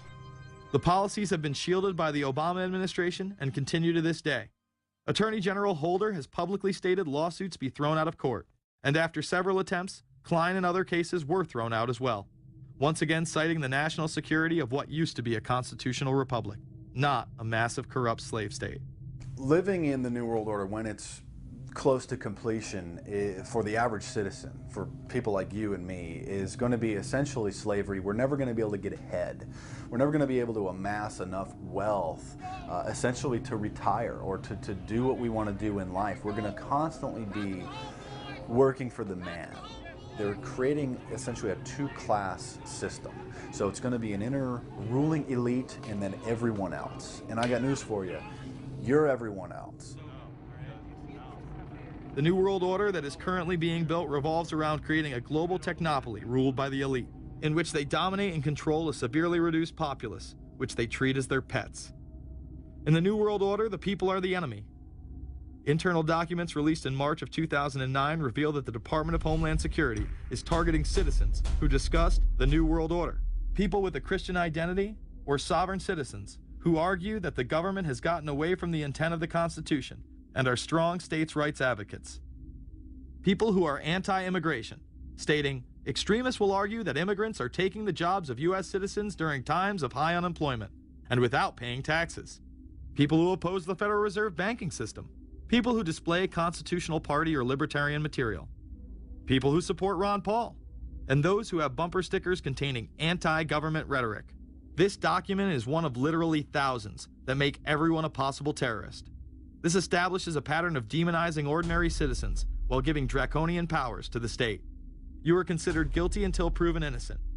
As technology is developed, separate parts of their command and control system are beta tested around the world. Here at home, Boy Scouts are being trained to take on returning veterans and disarm domestic extremists, while national programs such as City Year are training young people to serve the government. I am change. I am fierce. In the United Kingdom, it has been established there are over 4 million CCTV cameras. That is around 1 camera for every 14 citizens. Their purpose is not to solve crime, as it takes 1,000 CCTV cameras to solve just one crime. It is to create a tattletale society in which everyone is under constant surveillance by the state and those around them.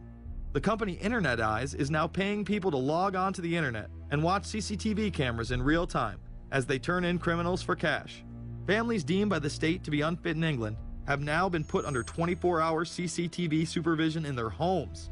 This program has plans for 20,000 families in England, which is to double in the next 2 years. Your every move in both your home and the outside world is under constant surveillance by a criminal elite who operate above the law. As we are constantly under the microscope, their activities remain in the shadows. Obama extended diplomatic immunity to Interpol with Executive Order 12,425, further empowering criminal behavior within our own government. In the Middle East, endless wars will continue.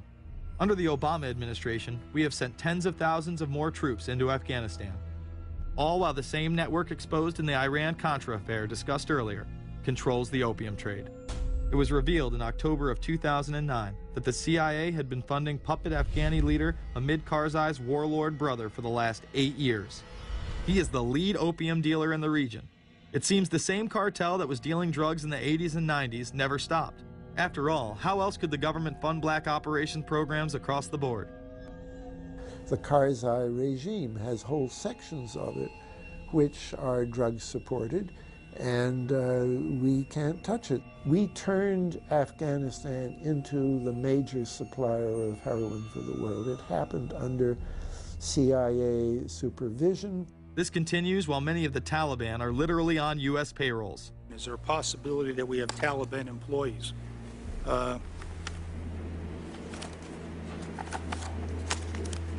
The commander in the field, or I should say the COCOM commander, General Petraeus, has made it a conscious effort to, as part of his coin strategy, to hire local nationals.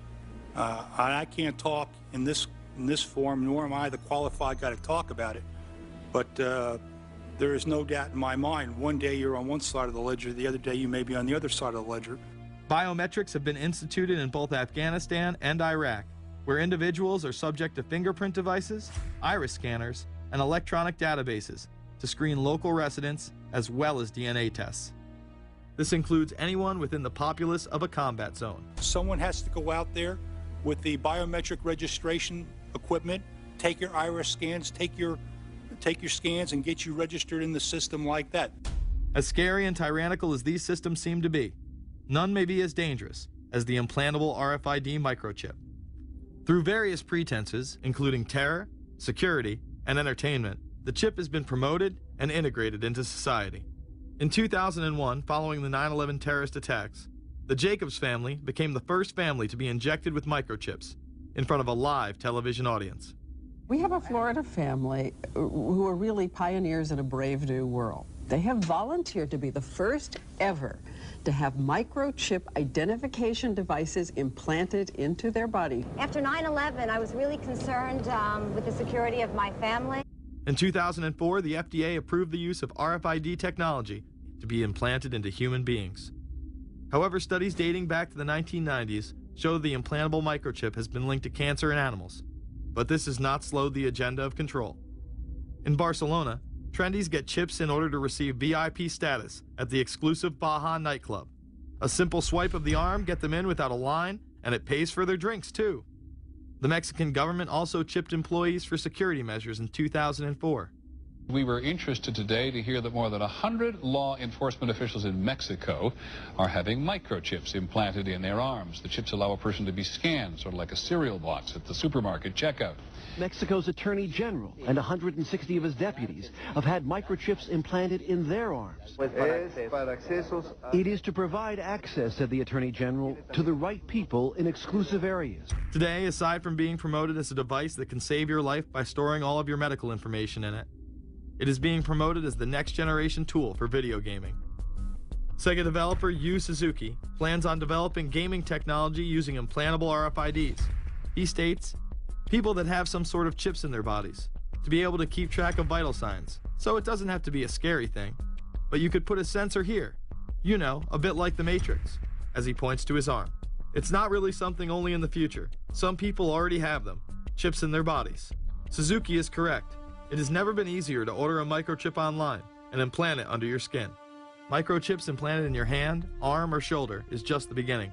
Some have already taken implantable brain chips that may enable the blind to see again, the deaf to hear, and much, much more, including the ability to download information directly into the brain and instantly communicate with anyone in the world, creating a worldwide mind.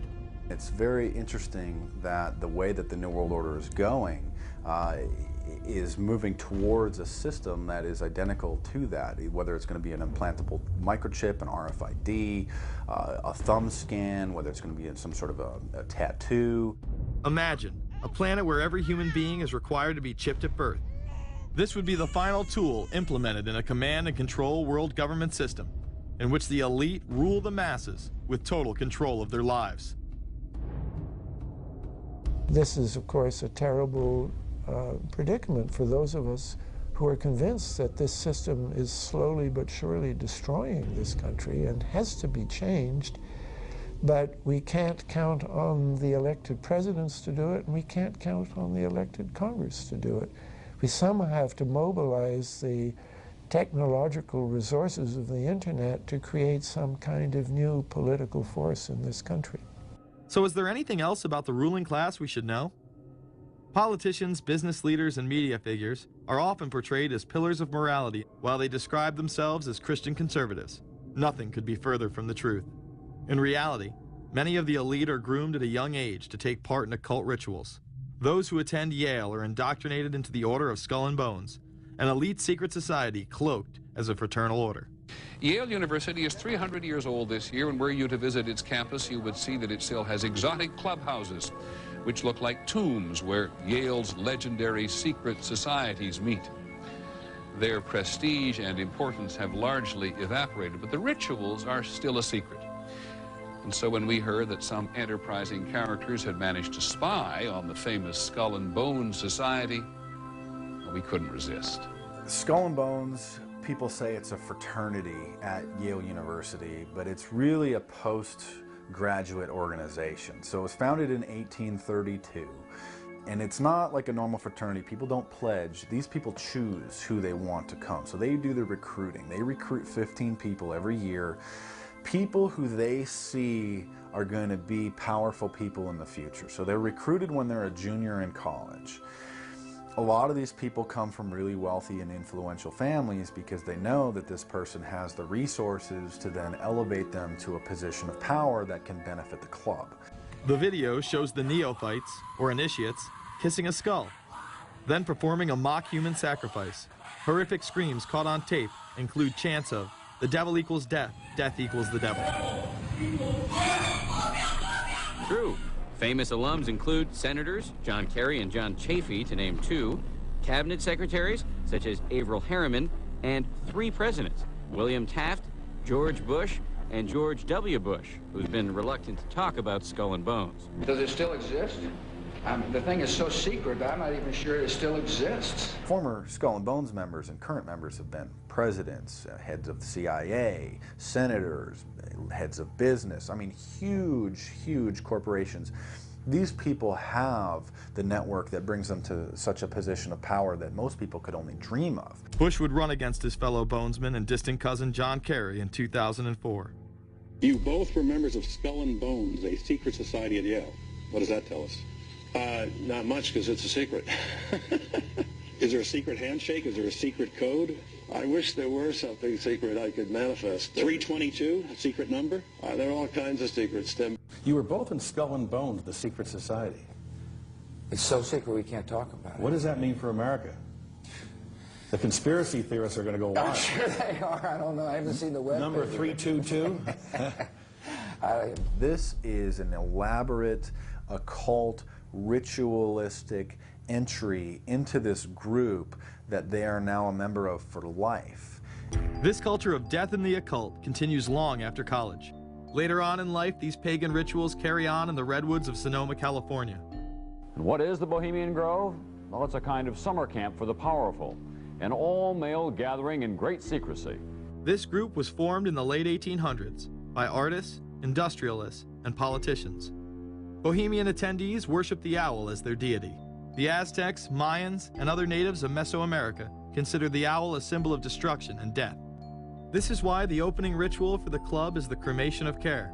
During the ritual, the effigy of a baby is rowed across the water by the Grim Reaper and given to a high priest, who then tosses it on a fiery sacrificial altar of a 40-foot owl god. It is an earth-based ritual in which care is burned away. The conscience is symbolically cast aside so that they may ignore the pain they have inflicted on others for the advancement of their own agendas. With this ceremony called the cremation of care, that begins the 2-week encampment where the body of dull care, symbolizing woes and concerns, is burned on an altar in front of a big owl statue. When that ceremony ends, they all start to cheer and yell. You have to ask yourself why it is that somebody would want to do that, let alone these elite people. And if you look at the elite throughout history, many of the people that achieve pinnacles of power are into the occult. They seek a supernatural way to gain power. Why are Christian conservatives such as the Bushes and Newt Gingrich attending the Grove? And I recognize I'm not going to be invited to Renaissance Weekend or that Bohemian deal where Newt, Rush, and Dick all sit in a teepee naked beating on tom-toms. Why does the media barely mention the Grove? Because many of them are in attendance. Late political cartoonist Phil Frank of the San Francisco Chronicle draws a reporter thinking about his loyalties to Bohemian Grove as he takes notes for a story. Stories about what happens in these redwoods are hard to come by. A campground statue reminds Bohemians to keep their mouths shut about the Grove. Many world events have been shaped at the Grove, including the creation of the atomic bomb. Discussions at the Grove in the 1930s helped lead to the development of nuclear power and the atomic bomb. Every Republican president since Calvin Coolidge has been a member, as well as many Democrats, including Jimmy Carter. If you look at the membership lists of the Bohemian Grove and the Council on Foreign Relations, the Bilderberg Group, a lot of the key level people are overlapping and are involved in numerous groups. In addition to pagan rituals that take place there, this all-male club also deals with darker themes through the plays Montezuma, which feature Aztec human sacrifice, and Faust, which feature Mephisto. Some of these plays are disturbingly flamboyant. Many of the elitists have a penchant for cross-dressing and singing show tunes. Perhaps that is why much of the all-male staff also happen to be homosexuals. Well, each year, many of them seem to have a stunt or try to come up with a stunt. Last year, in 1980, the popular button was Free the Fortune 500. Bohemian Grove that I attend one time at a time. It is the most faggot goddamn thing you will ever imagine. In 2004, the New York Post reported that gay porn star Chad Savage would be servicing moguls at the Bohemian Grove. In recent years, several politicians have been outed in scandals, including Senator Larry Craig, who tried to solicit sex from an undercover officer in 2007.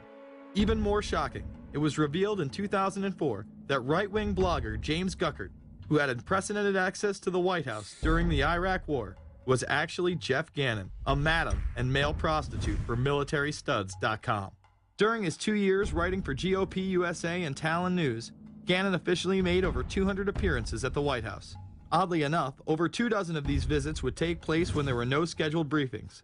He failed to check in or out with the Secret Service on many other occasions, coming and going as he pleased. These type of activities are not new to the White House. In 1989, headlines involving callboys in the White House rocked the cover of the Washington Times. The Washington Times reported today that unidentified White House aides in the Carter, Reagan, and Bush administrations now are being investigated for using the services of a callboy ring. The paper reports that 2 of the male prostitutes were given a late-night tour of the White House last year. Hundreds of credit card receipts obtained by the Washington Times confirm that its clients were key officials of the Reagan and Bush administrations, military officers, congressional aides, and U.S. and foreign businessmen with close social ties to Washington's political elite. This ring extended beyond the White House and into Congressman Barney Frank's bedroom. Barney Frank, one of 2 openly homosexual members of Congress, acknowledged having used a male prostitute, whom he then hired as a personal employee. The man had keys to Frank's basement apartment on Capitol Hill. Frank paid him approximately $20,000 out of his own pocket to be his housekeeper and driver.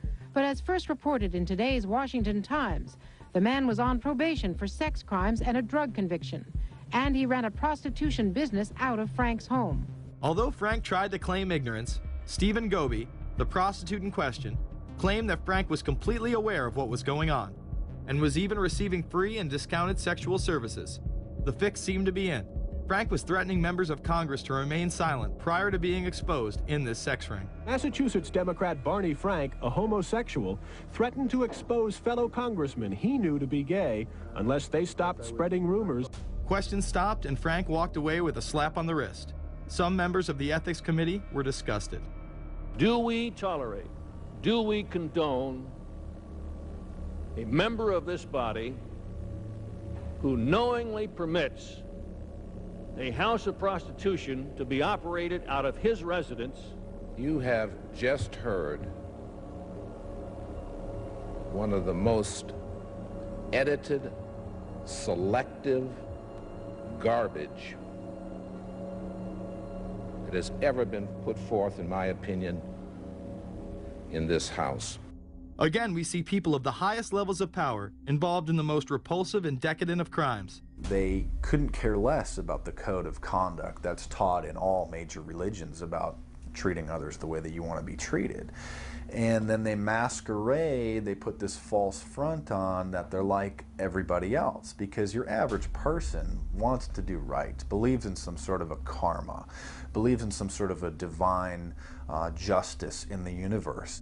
And so these people need to put on this front that they're like the average Joe in middle America, that they go to church every once in a while, and that they believe in an afterlife and a divine justice. And so they have to put on this front that they're like everybody else in order to get elected and to be accepted and to not have people look at them suspiciously, because if somebody goes around and openly admits that they were an atheist or that they were of some obscure religion, people aren't going to throw their support behind them as much, and they're not going to trust them as easily. The reality of this behavior is never revealed to the public, as the media keeps any revelations quiet. Unfortunately, these type of activities continue to this day. Florida Congressman Mark Foley chaired the House caucus on missing and exploited children and went on television praising Chris Hansen's To Catch a Predator series. The Dateline piece has probably done more than any law we can create. Foley was later caught attempting to have sexual relations with numerous underage pages. Congressman Mark Foley, the man who championed the Child Protection Act of 2006, resigned after inappropriate emails and instant messages surfaced that he sent to former congressional pages. Once more, no charges were even filed. Foley himself has checked into rehab. No one has been charged with any crime. The predator class acts like Roman emperors, indulging in excess that includes sex with young boys while portraying themselves as men of the Lord. The insanity is that we have allowed an interwoven elite criminal class to rule over us while posing as the saviors of the planet. We have learned they will stop at nothing to achieve their goals and are not held accountable for their crimes. They prey on the system rather than protect it. This is not a new world order of peace and prosperity. It is not a world government to save the earth. During difficult times, we must remain ever vigilant against seemingly positive solutions imposed to suit their aims. Crises there will continue to be. In meeting them, whether foreign or domestic, great or small, there is a recurring temptation to feel that some spectacular and costly action could become the miraculous solution to all current difficulties. We are threatened by a superclass that control the flow of information and hide technology from the public. The prospect of domination of the nation's scholars by federal employment, project allocations, and the power of money is ever present and is gravely to be regarded. We must also be alert to the equal and opposite danger that public policy could itself become the captive of a scientific, technological elite. It is time to put down the remote control, to turn off your Xbox, and start paying attention. It is time to step away from everyday luxuries and pop culture and take action against a monolithic, concentrated evil in order to save what's left of humanity. We must now trade in our apathy for action in order to defeat this invisible empire.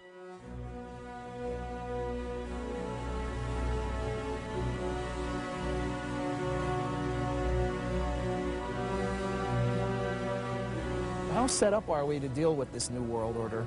I think we're going to hear a lot about that today. Let's take the New World Order. It's an interesting phrase. I've been thinking a little bit about the structure of the world, right? The New World Order, as everybody says. The peace could yield to the pernicious New World Order. The New World Order. The New World Order. The New World Order. The New World Order. This New World Order. Stay fixed on your goal of imposing the New World Order. We kept talking about a New World Order. A New World Order. That's what we need now. A new world order with swing. One war and one victory doth not a new world order make. Conservatives used to believe in the United States of America rather than the United States of the New World Order. The ambition to create a new world order. Whose world order is this? And of course, what he called it was the New World Order. Respect for a new world order. We can see a new world coming into view, et cetera, et cetera. That's the core of the New World Order that we want to try to build. It's the sole superpower, New World Order. New World Order. A new world order. To a new world order of peace. Let's say a new world order, for want of a better term. Entities of the new world order. The whole concept of New World Order is something else. It really says that the state is God. The state will play a bigger role in the economy. New order. What Wilson wanted was a new world order, not just a new world order. In order to compete in the New World Order. Compete in this New World Order. This is the third leg of the New World Order. We had the World Bank, we had the IMF, and now we had the World Trade Organization. A rigid New World Order. This hoped-for New World Order. Constructing a new world order. In the new world order of the 21st century. The new world order we're going to put in place in this New World Order. In this new world order. The patriots in this country are not going to see their rights diminished in order to create a new world order. That President Bush has described as a new world order, which I share that, we all share that same desire. A new world order is surely in the making here. Are we ready for the new world order? It's a timely and often controversial question. You don't hear a politician speak the way you do in America. It's about the future of Europe and a new world order. Mr. President, thank you so much, and I hope to have you again, and I hope to see you again.